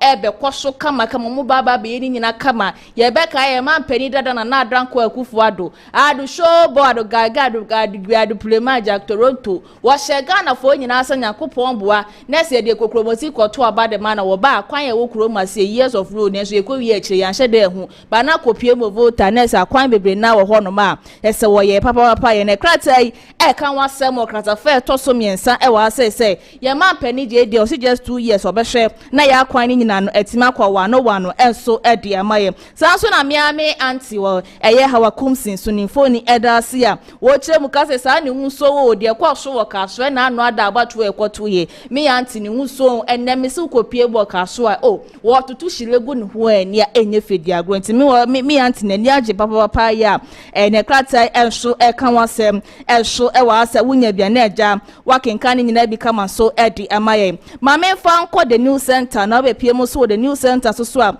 na ye blue gold for na e kasa na esi na so matima secure ya $140 million amoba be hwe na eja bogo su prisia mining no o ma sha ase so akoso aye ne tentem so ne krata eka no kratafa etoso eyedum yenu enso ewa ase na oba ne kratafa etoso nwotwe ne se wo mo ma che omuti se eja delegate form kokromoti enkoto oba enfam no mu ba kuntimi be lead MPP amanuko no mo foni nyina da ha se ye Kennedy wo hine Japan Brian Champion Dr. Bawumia edu chuma munyina foni eda se ne kratai eba won manesa botways omokwa akoto o ebe ya asumdue papa enye fidanya de ebe wie chiesi we ye uesi wo mo se de bimpanifo ne se nya de a ye beti bi ewo ya sume ne kratai e kan wasem enso ewa ha na ye MTN CEO no se o my Ghana for ye ma ye ni dawo party sa abo wo se nam social media go se an fraud for no wo mada o madro so ye papa nkasa ewo internet ni so nti wo ho no ma na wo ma wani ada ho no te se abo wo wa ene kratai enso e kan wasem so wa ha wonya bia the new center na eja wakenka ni nyina bi kama so edi amaye mame fa daily graphic efa entwa so na enrada de enso to enso bo amenka se pete wo so enrada na se national science and math school ko so okroma se eno mo na omani age ni ji eno mo so na omu susu okroma se esu ye na nka eja o wasifu hai 23 years ago mo ji trophy dan ka misenke de tie bia de we are Steven yesimi born abaso okroma se yi enko kwa je ye trophy ya ba be pie mo ko na so ko wi ase na so mato so tede eno be pie mo na se fantepemfo boys wo mo foni na de da ze so mani achi ye papa we ni 441 so maja na daily graphic e kan wasem e wo kroma na mi buza se o wasfo no matima be dru asante mantem ase na because there are hit o mode call na se nya sa hit no e no mode e ba ye Kumasi ba ye Kumasi wo ba na se ase so a na se e blue gold for e se o masiki o ye $140 million a mode ba be sha ase e ye bogo so prestia mine no ne so kratai e kan wasem enso ewa ha na ye policeman bia se 10 Ghana cedis hunti wanam so apeda etuo ede abo eye rider bia ese ne krata daily graphic e kan wa mane enso ewa ha se mame for the Ghanaian publisher e fan sorry krata ni nyina so na be piem so e wo krata ye nso anima na ese ase enso so na ese Dr. Bawumia ni phone ya bebo se pam ne so order number 30 delegate for mokwa omoso mo sha ase ho ne krata e kan wasem enso ewa ha so ena krata fa to so miensa enso ha se no mo amugina anaso o macho moti se eja ye nto o mo so aba no mutimba akuntimbe lead MPP amanuko no ena committee ya aba bonta be ka kire Ghana fo nyina se ya de bibia be koso abatwom no bubi boni bia enkoso mo be hwe do be di nkunim no ono ana model na do be chinchim obi ansa e wo kroma se ne krata e kan wasem enso e wa se so na miami anti ye hawa kumsi wanya ni trade di ankasa ene ka so fo ankasa no mkroma no mo so manfo kokroboti no ankoto abanfa mami anti wo kroma se ne krata e kan wasem enso so asan so na eye maame dana kuna dunyakopon bo 28 aboto ye ba be kosoi ene kratai enso ebo ho amane papa ye enso e wa ha atin say time ne koye papa itam nyina we so na me fa ensem ne nyina enfa ensi ase na ya se wa enfa dia kan nyina enfa meto so e ma ye tiefo ne ahwefo nyina dani den nyina omoje bre etie Kumasi Online TV TV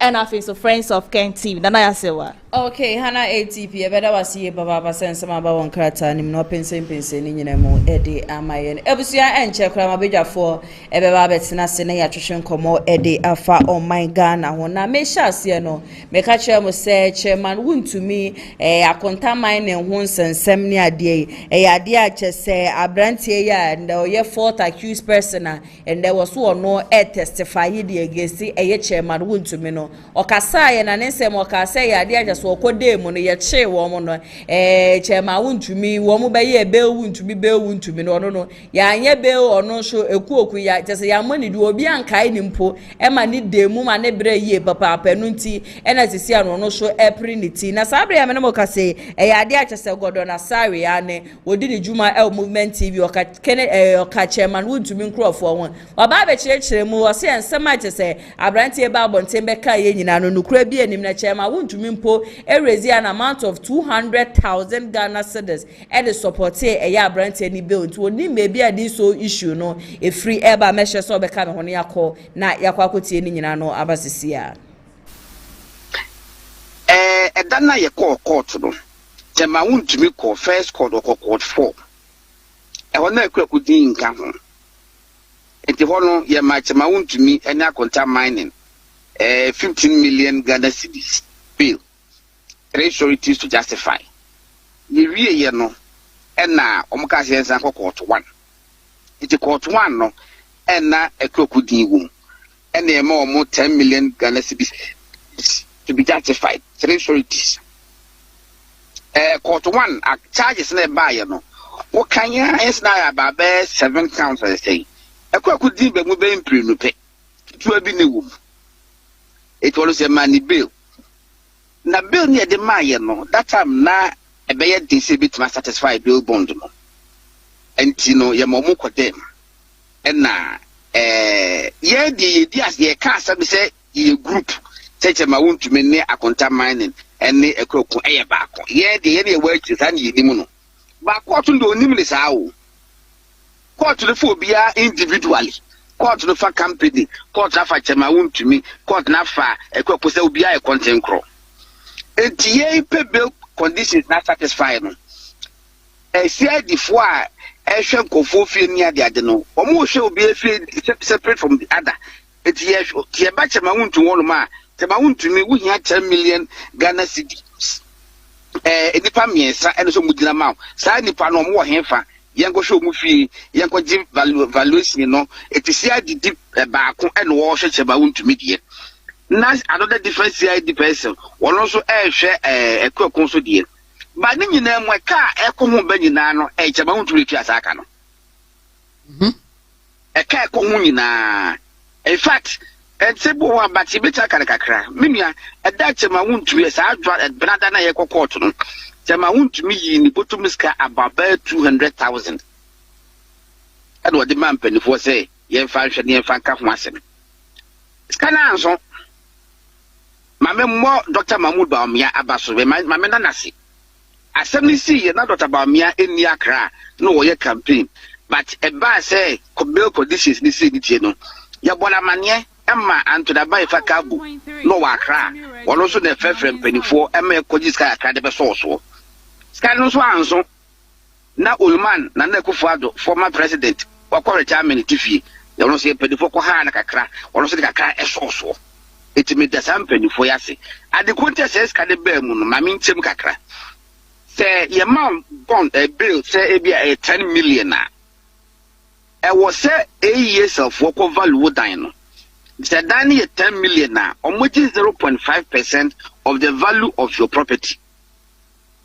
Enti na number to 1% of 10 million na saying na 1% na o machim mienu ya no kwa ye 8 years old yon bejiu asabe call last commission asabe obetutu sika ni nyina bewie. I can tell you say by the time we fear ni do ye na ye yi wo mu no ekwo de no kwa na ya chema wuntu na do for spend this car by 500,000 e wo no kwa de no ti me na me ka ho ye wie ye no ye ya de ne bonti be ba ye se chema wuntu mi mu nkofo no hefa mu nyina ha ekwo mu nkofo ho mu nyina mu si adinye and ye na ye and yes and sign krata yes say wie no chama wuntu mi die wie chama wuntu mi die no wo wie bibia and watna se akaku di aye betwen na ye wie etekwaku de so mo ye na last document o mo hwe ya o mo se value ni ye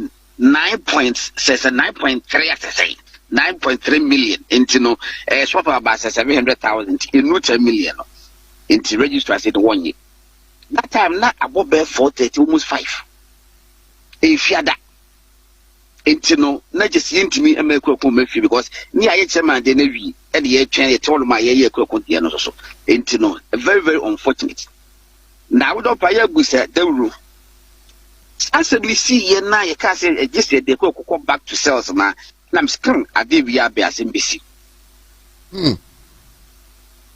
Miss I said we are be SMBC. And then to know, no, yes, I go back to police shells. I wouldn't ask them BC. Nammy dear, you know, once I made their meaning never be a mecca.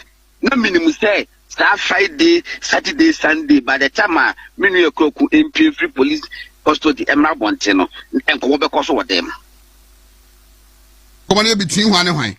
A young community between prosecutors and the people of more interest and what's a blue. Now, one person, I want to mean them. Number would did me was suspicion, say, Sanko Monebecos, and indeed, I come also. Ebsia Gordon Asare ene yakwa akotie ne nsema ba achese ni nyina no efa eye akontaman ne ho nsensem ekuoku achese the fourth accused person and there watwe ne ho free chema wuntumi ho ane was obeka no kure biada wonim bia no ne smo beka say yade achese chema wuntumi ignore ne ade abrante ya ba watobo acheche ni nyina mu ede amaye mabedwafo atenase amema wo nyina akwa abashonko ede abashowdown jumedi so Kumasi Online TV, Friends of Ken TV na face so Thick TV. Yimano Bosompem NDC Communication Team member Mama Wakwaba. Yeah, ohima. Bibi aboko die. Ejana dum na wonso e. Nyankopon wadom nso me hu ye papa. Right. Anaya sewa. Bibi aboko. Me adom. Me no nya find there so eja me any day. Ni mbone nso am dey wa oni me nya find you. Ye pon a me chire Bright here NPP Communication Team member. In fact, any matter say we party anymore. Nanaya party ni yeguso. They say we are on the road to our presidential primaries. That is on the 31st of next year, January. Na bibia ako said the peseko. Kwa weekend ni ya honorable be steer the affairs of the party. Assign akwa restore victory in 2028. Okay. Say ya make kan hu ide bibia be fine. Na me fasa kwanya we su na me nchia mpanifo kakra bi. Ana ba me kwan na edo no ma. Okay, seconds. Edi kan me fan chia sronko nko South. Na me nchia lawyer Kingsley na Bonsu Chiritwie. Oye Tescon patron, Ashanti Regional Tescon patron. Na sounds ye me nchia South. Second vice chairman. Okay. Papa ya boye papa me Tescon de minim ni waye e de aboa Tescon pa. Enti papa yi hwe ne mu se delegates party ni biem say obia tim be file nomination be pre to me wa Ashanti region ma ono special be the assistant secretary for the region ti duro no ma na mato ma no afei ma me so bi he ya na me mechia me ma me ofili asema ba prempe kese ono special be the Ashanti regional women organizer ono so ye test computer from baako amu mienu omo kan bo mu aboyen pa omo aboyen fitititi ya me ba test kon ina me say sa two individuals e bi be ka say dia omo musika na omo de on say most of the times ya na nyesika ho asem kra their commitment level e wo party nim ene test kon mu omo aye nyama bebre ama the grassroots aye hwe ni mu se ebenu duru ho no ma monto ma sa individuals menu na omo mra me affairs of the party e wo Ashanti region. Okay, Bright Medawa say NDC party ni yimaniama etisen. Oh, ejana dum bibia ye boko na ye din chihye pa egu akwan mu a sene muhu no even amemu no support bia yɛde gu akwan mu ma ɛboa the sitting government His Excellency John Dramani Mahama amemu no yɛde gu akwan mu ɛna Ghana fo nyina di adanse sɛ ampa nhyehyɛ pa ɛkɔ so the economy bibia da na akwan mu a megidi sɛ Ghana fo nso nya arehyɛmu wɔ amemu a yɛbu ya bibia bɛkɔ so no masa to ayɛ so the 2028 elections me fa nkyia kɛseɛ ma me amebɔ so na abo amokamo Asqa MC ɛna honorable Adi Napoleon me chia omo na me ankasa me maame Imadiza ɛna Ashanti regional chairman NDC chairman na kwesi okay wachesi chairman bi afri kroimu Matia omunyina je sebusi ayemre nti ye be share with our topic for discussion yiba me share the afri honom I wasn't in ranks before becoming OSP the job is rather making me poor kisi eja ben we the short ankasa bright short we kwa dem say bi be kodi ama me am tike e bi be kodi ama ye because here ye better ha be ka so for the juma enfanto hwento so wo kire ye say oba na ye bia na nya no front to mago nti enye ye ne ye beka say no ngo fie na come crash the end ne da you will take on that ye day asem na honorable Kisi Ejabin ekan to me you say na ehun hia say or passes our comments no because ye de dwumedie bi ahonsa we are expecting results and the results we are not seeing the results and yen ekase bon ho so se wuntimi nya adwuma ne so afato na ye den ko na me in the first place the office of the special prosecutor and ankasa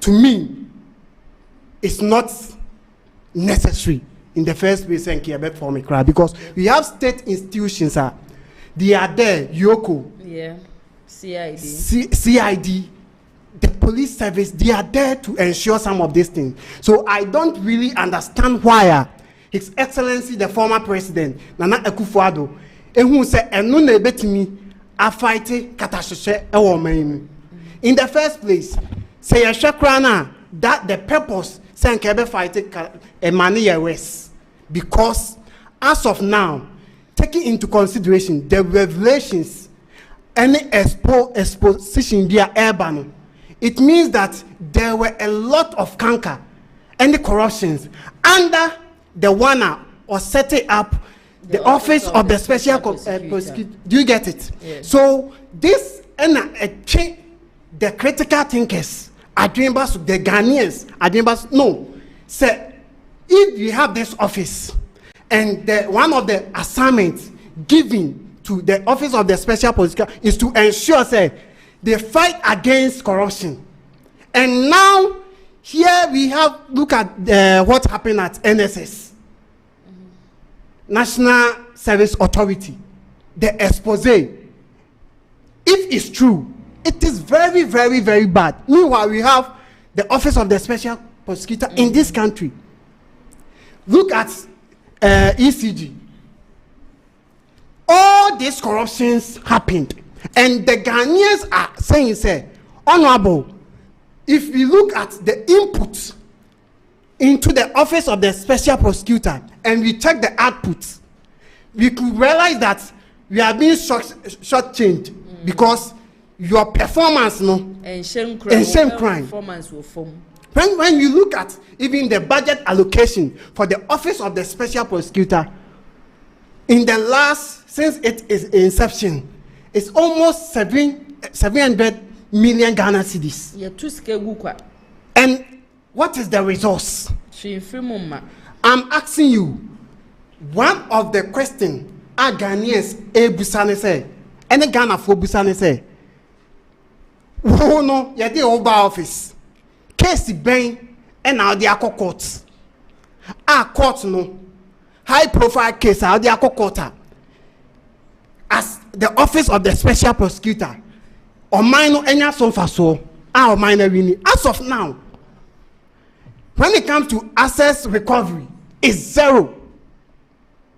Do you get it? Yeah. So we the Ghanaians, we are asking you this question, and you are it's a cheek. Okay, and we've moved beyond that level. Okay. Do you get it? Mm-hmm. Even as a leader, you have to accept critics. Okay. Do you get it? Inti papa no ombra bim, because the only, as of now that I know, the only case what me erini kaya northern region nkrophobia na omoye payroll fraud nipa 6 any mugum. Apart from that, yenya case bia and abaku bia count 7. But when you look at high profile case, the political gurus, okay, when we look at their cases, as of now, yenya substantive outcome of it. Okay. And to me, the number of press conference is even more than the number of cases are winning. Okay. And to me, if you want us, because the office, the oil, is like, then we should term it as the office of special whistleblower. Okay. Do you get it? Okay. Because it doesn't fit the outcome that we want from him as Ghanaian. And you should realize that we Ghanaians are sensitive enough, logical enough, reasonable enough to ask you some of these questions. If you can't do it, step down. Nobody is saying that now you were a lecturer, you were a lawyer, so why this? Okay. So you should come back again and then realize it's okay. Ebusia, you money take on that. No, right. I mean, we cry there. What's gonna happen? We short way there. And I say, me and Kasam, who say short way, and yet me unko short. If you account, if you kaima, Ghana fully na. On several occasions, this is the very first time I'm in NDC ni abeshia wa hane ya adwen in Simfo bi ho. Okay. Me who say one, the office of the OSP, the creation of sa office no na nye trimupobo ni bia o na nya adwenboni o e wo se Ghana for ye my adwen ko so say senka ye trimupobo na na Dankwa Akufo-Addo, the former president, edit office of the special prosecutor, anka NDC His Excellency the former president John Evans Fifiata Mills Omra election 2000 the running mate on the buy moment Martin Amidu only the first ever special prosecutor meboa na maka only na running mate for John Evans Fifiata Mills professor only na running mate enti sa office be the buy na on say you make us no say sa office yet nya boama office here we need 6 cases near that. But however, the inputs into the office of the special prosecutor and the output no and sheda enfa yana mpimpi ne yana e ha dwen se bia wo bi adwuma bi na wo di sika ewuram na sika wo di ru adwuma no na wo se nka wo nya mfa so e free sika no mu na afi wo bewie na e ka na wo se bo enti se ne bone so a mu se nka Excellency John Mahama baye nka 10 months na wo mi se nka ye bone na nka wo ngunu maye me de me on any de me meka na be bia say office of the special prosecutor or see a collapse office no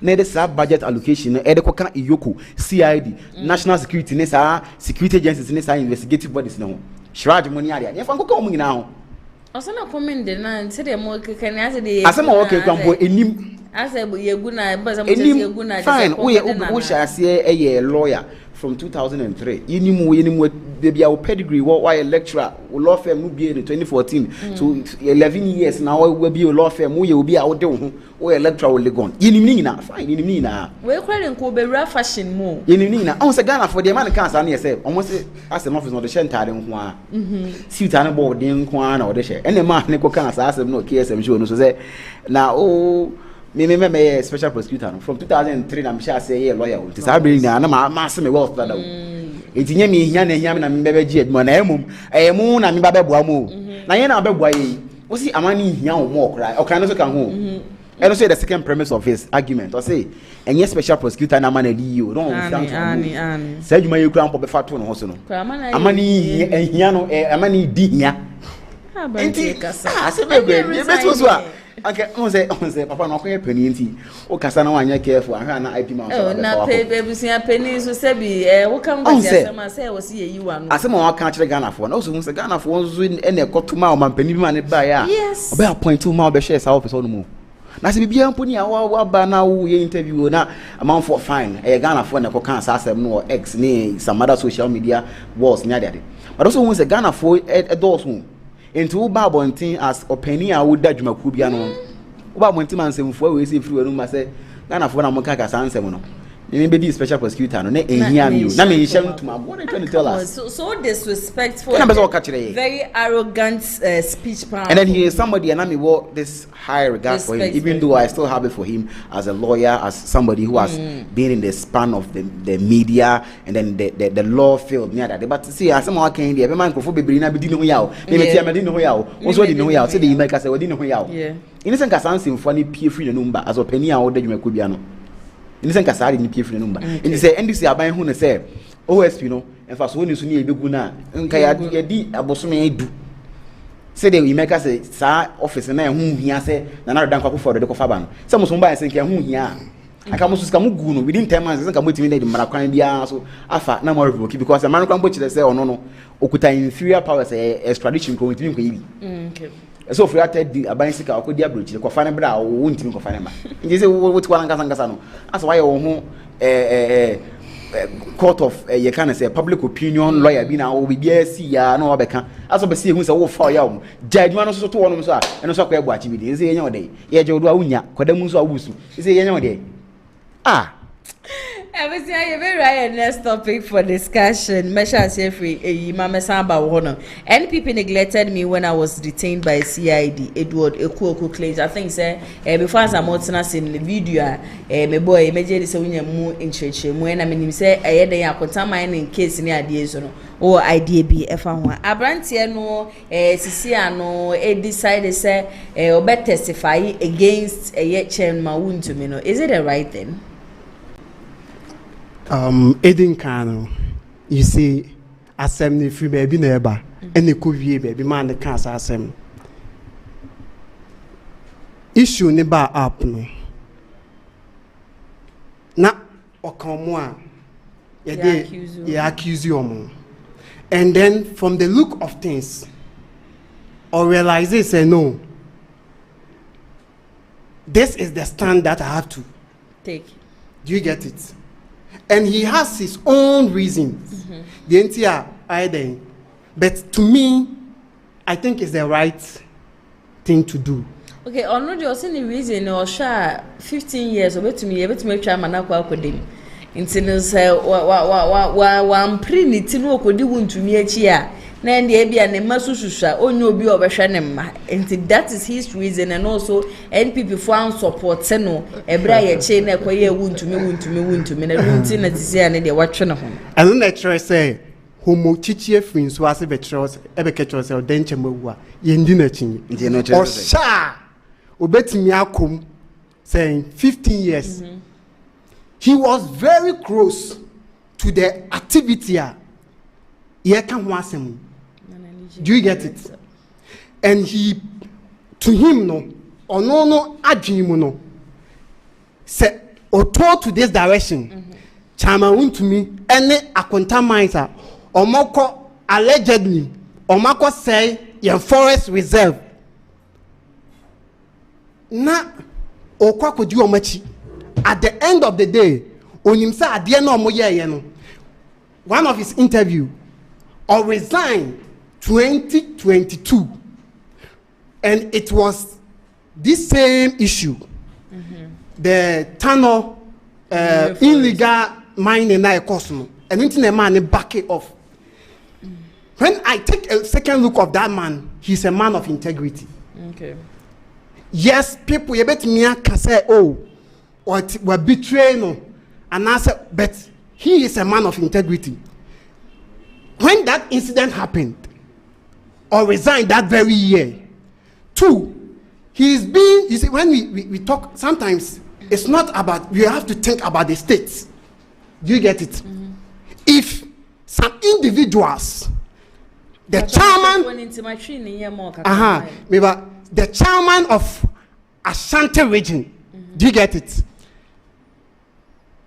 NPP, Nasa, who own company, illegal mining, allegedly, South Forest nim, na ampa videos aba outer a trese sa forest no so no nkrofo ye illegal mining room.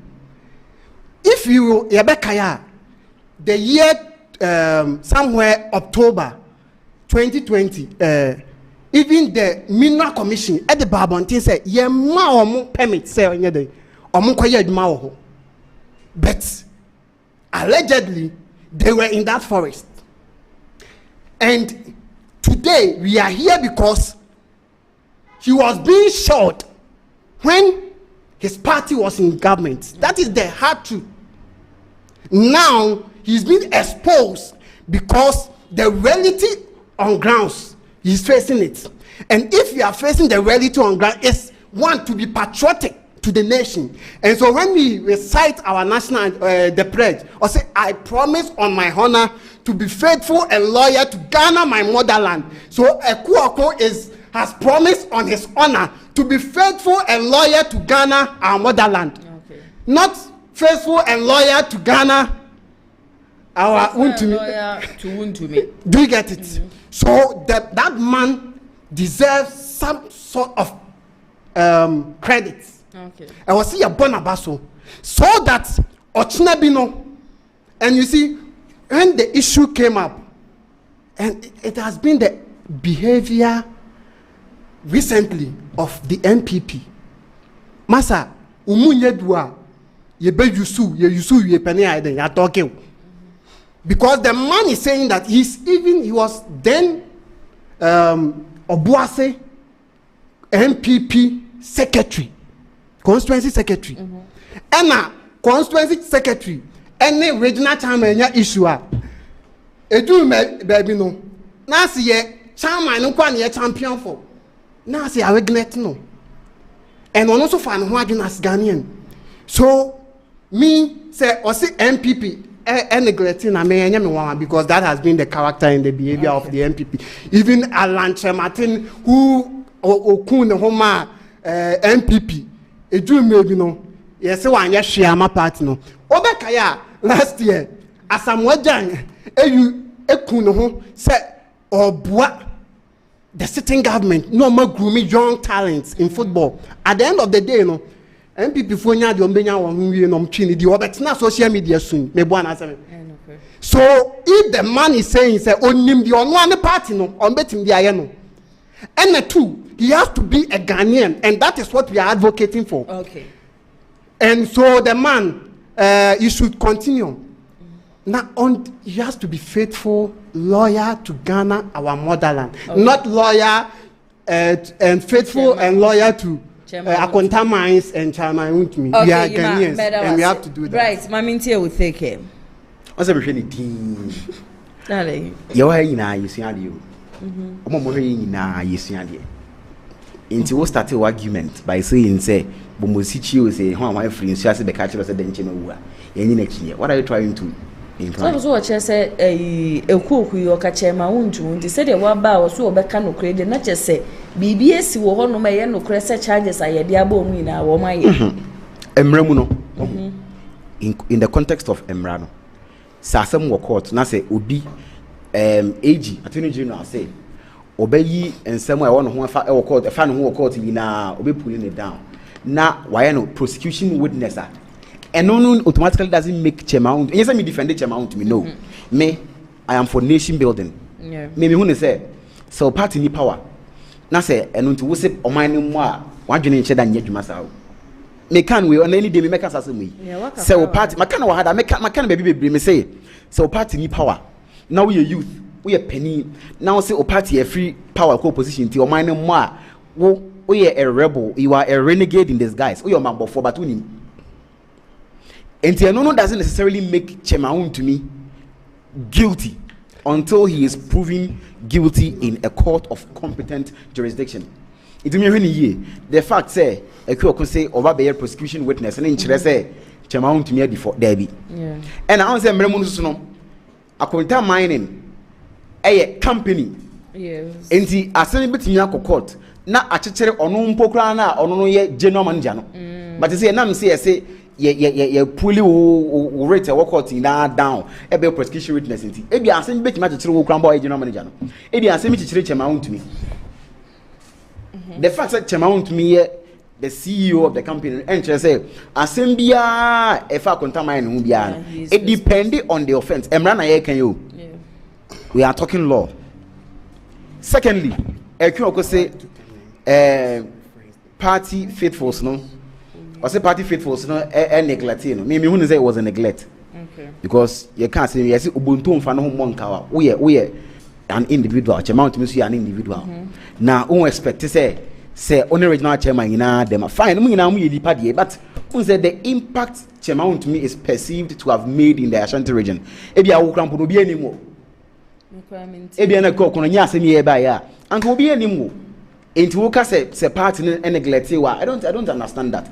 And I say bisem crampo no say interview on hene ba ye want me presented or say empanifo crampo twetwe ska bi ni ada say nke me fa me secure bail conditions but fiada na ye ba be yi wapie no e na ekopie mu say enya do metima yi fiada na e na wono crampo presenter no hu say em say nkomo bi aye dey akoso. So from the very onset me want say it was a strategic move, a bold move by the Attorney General. Say, Yasha saying na said I don't know. We mean to me tonight video so and say prosecution Attorney General. It is because of political gains, and I say it is being influenced by politics. I can't say it is a tactical political maneuver. I can't say that. Me to me kasa. But however, what you change now really deans so nipa no if you na. It is alleged said no meeting the bill conditions, but you see man MP on them if you that meaning that's going to mean you because you are into me you just say name Monday no Edward no. And so from the onset it was a bold mover. Now Attorney General no any deputy stream side justice stream side doctor asha say asha them some dey gina around but when me guidance so until say a court of competent jurisdiction ebe catch the chairman me say wo udi for enunti no kodem enfie sei anase asotwi we na me hu say mrem no ye dem ma be yie no until say sade ne be si no untumi enye guilty. Yes, until proven guilty by the court of law. Yeah. So me ye hu ne sa nye say e ko kon aba be prosecution witness in teacher mount made default automatically e bi krampa na operations manager na ono no krampa na emra na be bo no. So to me enti asesa. Okay, Yima. Many about or see you sunyade and when you sunyade and so I will see you sunyade. When I was making statements, no, I made allegedly. Into say if we are talking, say me kasa, na say me kasa allegedly. It doesn't mean that because I also understand that say the case in the courts. Do you get it? And I also bring. I also bring in Bomochichi. Me bacho what say o kan say Bomochichi free so as be catch say den chema wu ayin achi allegedly o kan allegedly so. No. Listen. When I say Bomochichi free in Suase. Bomochichi e free in Suase. E be ka say den chema wu yanji na chi ya. O crouch the mu man ti ase say because he is close to Chamaun to me and the man has stated it categorically on Adum TV. Inti sememe onono ababeka say he is very untumi na kwani jonwa ekwo kono. And I'm saying say homochichi efin so ase na say onti ase you better let it be. Oh me get it.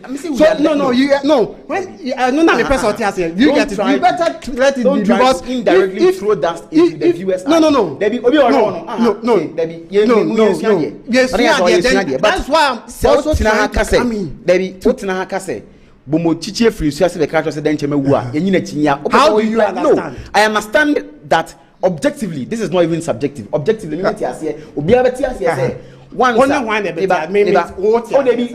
so don't generalize it. That is hasty generalization. No, it is not hasty generalization. That is what no. You see, I'm not hasty generalization. I'm not generalizing anything. It has nothing to do with hasty generalization. Because kasa wona ati ase e bia na wonya kan ni me ya kan e friend bosompem and I will say so I'm not yet you should understand I will repeat it. I will make that statement again and again because opinions that is opinions are like noses ajenchere I say nipa hone obi a on dey wetin ya kire wadeni yes dem so me kire madeni a enka kire me say I can keep mine No. So don't relegate it. We are educating the people. Trying to mean that what the statement that I made. I am trying to show you the inclination of your statement. I'm not here for you to interpret. I'm not interpreting your statement. No. What he is trying to say is because the case is still in court. In as much as Okuyaba Bontia, why you ready to testify against Chairman Wuntumi? And yes, I'll be and no interest Chairman Wuntumi is at Eddie. But who made that statement? No, wait. Also, statement I'm making me share with you. I'm trying to make you understand. Say, the Okayano say. Okoko decided class over testify and when interest Chairman Wuntumi until the court in the council because if you come and send you one more you have the right to say because we are close to Chairman Wuntumi or so better testify not just say allegations are the about Chairman Wuntumi. It is the plus for the Republic. For the Republic. But what I want to put on across. So say courts but who has said so? What I want, you see, when you create statements out of statements, that will be your point of view. What I sitting here, I've never made a statement say Wuntumi a criminal. But the implication of what you are saying, maybe I want to. So that is why I'm saying if you want to have implication, I'm not here to plead Wuntumi, and I'm not here to plead you. The statement that I made, because the man said, for 15 years. Them 15 years. Topic for discussion. Ewutu Senya East MP's allegations led to my attack at Ablekuma North. How a Kumsen Bright Mamisha saying for major they say this whole issue no you have a clear understanding on it. Sure. And I answer what maybe the measures here from January 9th 2020 Imam Penny John Dramani Mahama Kansimbi say when it comes to unleashing violence nobody can beat the NDC. Nobody or can 9th January 2020 was it 31st or 9th but in the month of January 2020 and nobody can beat the NDC when it comes to unleashing violence. So come in Japan say do no achiri mu try dem me ti ase ne say e ba na tutu asem pa ya NDC obi do no ma party bi no ma organ ha obetimi ne NDC for pray to trust am ni wa ya o election 2024 Ewutu Senya East. The Honorable Mavis Hawakumsin, former Minister for Fisheries and Aquaculture, and the former Minister for Special Development Initiatives. Number 2 Peswaso, the constituency. In your current MPBA, on only NDC new, such a parliamentary candidate. I bet now live television so Odi Bonio. What in your chantro say up to Obi Mamas will be yere. Obi Dumfo. To Mammy Wilson, and I can confidently say, Santroni Sanchez na a better Maminosono, and no crumble can be the money losing in the parliamentary seat in 2024. And no can be, and so how, and no crumble can be now. Nancy one of River Aquarium Ablekuma North. Yes, I got to share Mammy, so Pumami, Chimami, from a radio. Because they know, say, Mammy, much Mammy as well from one bono, I play Pramami, or say I could be in our na se said my men or a crown for cramp and we did Bonibia. Like I said, I'm Ben. We are member of parliament. What could you want throw? We allegedly as it is from the Ministry of Interior, the Honorable Muntaka Mubarak, Nyami MP, as long as a member of parliament. The report from the 2020 election violence, from the 2024 election violence, and I can say, sir, Ewutu Senya East electoral violence in the course, a idea CCI do MP on Mammy no Dimia can be me the pa Mammy no Sicino sa convoy and a convoy or can say ya attacking in 2020 and you know cribby only sounds wow minister also say omwa na omoka sa Mahindra pick up no one incident this to one course no omu bia nya when so beba bontin abeka say e asimasi and now bentin a share dey we say e say nobody is willing to give a direct or a vivid account of what really transpired on that very day obi a bebusa ne bia o se wo twen na lawyer for obi bebusa ne bia me say the worry pan say obi ti medina simpio so pa be di intro say edi be win political power eco parliament eso ko chere mara maye abeye awutu senya east empia the constituents of awutu senya east I am sorry for them because a kwan krampo am wan pinu fa so be di member of parliament no eya intro na o twa de to obi so eti mu ya me sure say ono sa ma me no ono akotena parliament ono in your name no obedi no credit amamo and even enu akoye press conference ono MP no na akoye say some of the allegations made by interior minister no one kasa the interior minister conducted his report. To my understand not just say Fabin interior minister Kraso asa so the interior minister is say allegedly interior minister now I have all her videos from Captain Smart interview live on live TV where she said she was in the convoy, she has beaten later. But you are not even now she said she was nowhere near. No man convoy no baby and that her convoy was not even attacked. Wasn't the convoy attacking no. And so say you know, was am so kwan ade aya na me ya. He we be na o man mu a ya so hwe ho yi. My minister tina Captain Smart interview no so ska kan say e mebu na o kasoa ene ne nkoro na bayi na mungina munji twi na monko electoral area monko mo electoral areas monko collation center honom no o sha atade aba honom sisi o kan interview no mo and so no ensi ho enti wo ye bebu na se bia wo di NDC achi we di NPP achi akohwere won kwa e toje wa and in the history of the fourth republic yen to aba ehun se basabasa ye asi se de asi na no yen hu bi da to the extent say in 2020 and in 2024 the combined electoral violences and electoral and to acquire near their course, it amounted to 50% of the deaths that were recorded. A being see that say do no swap on this 50 they make but me who that many feel they dina me who be that say basabase course in 2024 no ya to about in 2000 2004 2008 2012 2016 2020 e who be that teach my DNA say basabase sipa say nationwide e bia e betimi aye e bia constituency back and the ABCI I West Logan. I don't support violence. I don't condone violence. But you see what Ablekuma North CCA and you see in 2024 no. You need to accept violence of course you idea. I was as a minor yes original. Once again I would say if you are a youth in this country, if you're a human being, whether the NDC or in the MPP, and then you think that your party is in opposition, so the country must come to a standstill, you are a renegade in disguise. We are Mambo 4 in disguise. 1 minute. Interior Minister say out of whatever that happened during the election, the Ghana Police Services, the military and the police services responsible for 7 out of 15. 1 minute. Then I will carry as a country, say.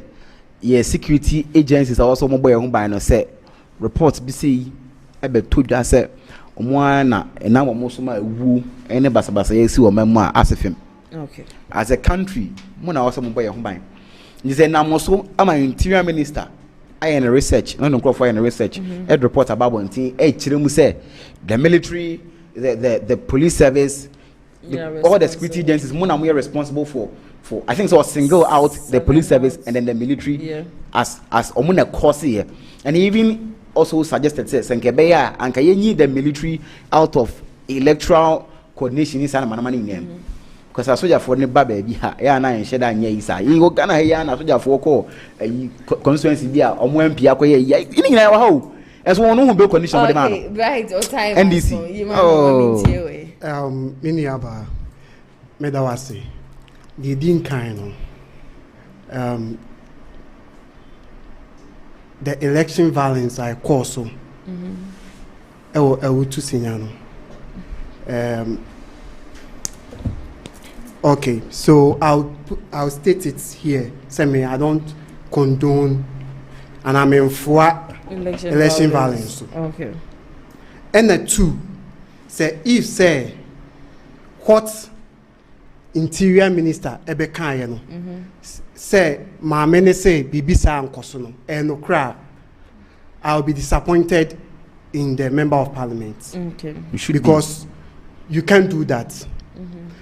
Yet, on also about out say enye bibia na okan net nti one trantro nti fine by then me whatever say happen I condemn it. Okay. But say I see and okasa then it's very very unfortunate. Because we are built. We are built. Oh, please allow me to. Oh, sure. Feel free. We are building a nation with leaders. We expect them to be of high level of integrity. Okay. Until you can't just come in and then throw this dust into our eyes. Mm-hmm. However, say, Matisse, the incumbent, the former MP Neka say. And nothing a lady say Yakobo no baby nedia. It's neither here nor there. Because I'm saying this, I'm making this statement because we cannot ascertain for a fact. So Ojiji say that statement nunti ena nkofodi omonsa kwaki kan wo abrekumane dia, then he has every right to go to court, take a legal action against the woman. And look, let's not forget, sir, we must give credit to His Excellency John Dramani Mahama, because for the very first time, for 8 years, under 8 years of Nana Akufo-Addo, MPP, yehu any action, say Minister Babontin, say the election variant also, or be make a press statement on that. No what church Ghana from dear course. Oh, let me clarify. No, please. It was never a press statement. It was disclosed at Public Accounts Committee. You say it was disclosed at a Public Accounts Committee hearing. And now Public Accounts Committee. It's okay say a press release or the Babon. No, it is not a press release. Thank you. Oh, by then you reviewed it. Let's ask ourselves. Under MPP, did yabo nipa tuo nipa mako 15 in a way. A fine and even His Excellency a Babontin Mekai Techiman or Babon former president one mekashi and family. Until you are not making phone. Me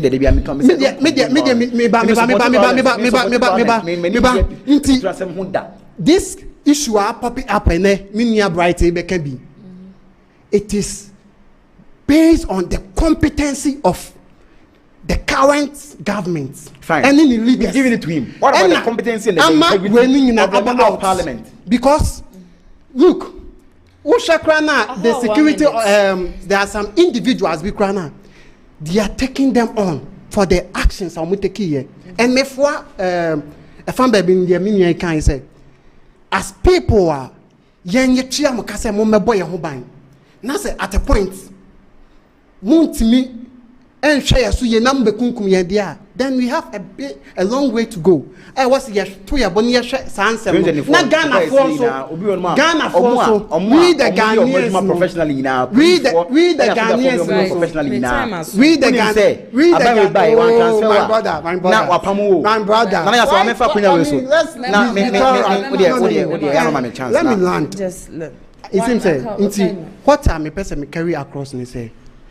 Before as the youth no I was see my argument that and you call beyond your before say and as the security personnel no among can who say yenti and omo sure inti omo boy and home by omo hwe say omo ma obi mpopiapia on enye den enko di bone okay yima obi abese o chia no betimi chia in seconds edin kan no mechia His Excellency John Dramani Mahama, the president of the land. Okay. Aye biafo. Our boy bima gidigidi. Namachia mi ankasa mi MC na namusini. Honorable Amokamo. Oshe asukwane nimpate the regional minister. It's our boy Juma. Na machia mi ankasa mi boss. Honorable Ade Napoleon. Okay. Na yachia Ashanti regional NDC chairman Nana Kwesi and I mama Imadiza. Okay, right. With the main fast the incoming Ashanti regional chairman chairman Odene ho Kwaku Apia, chairman Kuka. Ono na say MPP Ashanti region nyina ye gitwi edi na chi se omra na omame steer the affairs of the Ashanti regional MPP front. Okay. And after Mame Sanchia the incoming secretary for the MPP in the Ashanti region, Commander Francis Adumako Francois or electoral K University Dr. Francis Adumako Mamincha. Okay, Meda Debbie said won't to me so pray national. Every Meda Imano Busum team member Sasona Bright Kwate NPP communication team member Meadow Minas Semitun Safre one day one become and why to be Eddie Shoulder Jubidiano Abba so mama joining in life and so no Yankopon Shamunina ye papa and their polls and Brian Champion 11% Kennedy and 74%. Sasona Dr. Mahmoud Bawumia enya 14%. They should tell you say Kennedy a compare ko in Japan. He is the chosen one or no any obi a say Ghana for ehwehwe say obeba na waba bebua neja o my Ghana fan into my pay from Aminda production team ni nyina say Hana ATP the newspaper review no ebe so me Sasona camera NAMCR so Kwejo Yebo executive producer Mr. Daniel Yebo menso ametina dwem eri jumedi yebe so mo any nana yasa wanyame aduma Monday yebesan so ediehia our showdown jumedi so exactly 2 p.m. have a wonderful weekend makramo Abusia Yarebe Emma Ehawo and get to brain no me come for Lion 8 Clinic Ghana and Famau ahankwa and abe piumwa ye dey bibidro esan yare abusia sa oba be piumu wa hase ya yesa enam yare bi te say syphilis gonorrhea candidiasis jalipo do na nim see a friend of white no. Hello everyone, my name is Dr. Maxwell Aziz Mensah. I'm the founder and senior doctor of Lion 8 Clinic Ghana. Our mission is to provide you with exceptional herbal medicine treatment and holistic healthcare to all our patients to becoming a healthier you. Thank you for trusting Lion 8 Clinic Ghana. Lion 8 Clinic Ghana, your #1 healthcare expert.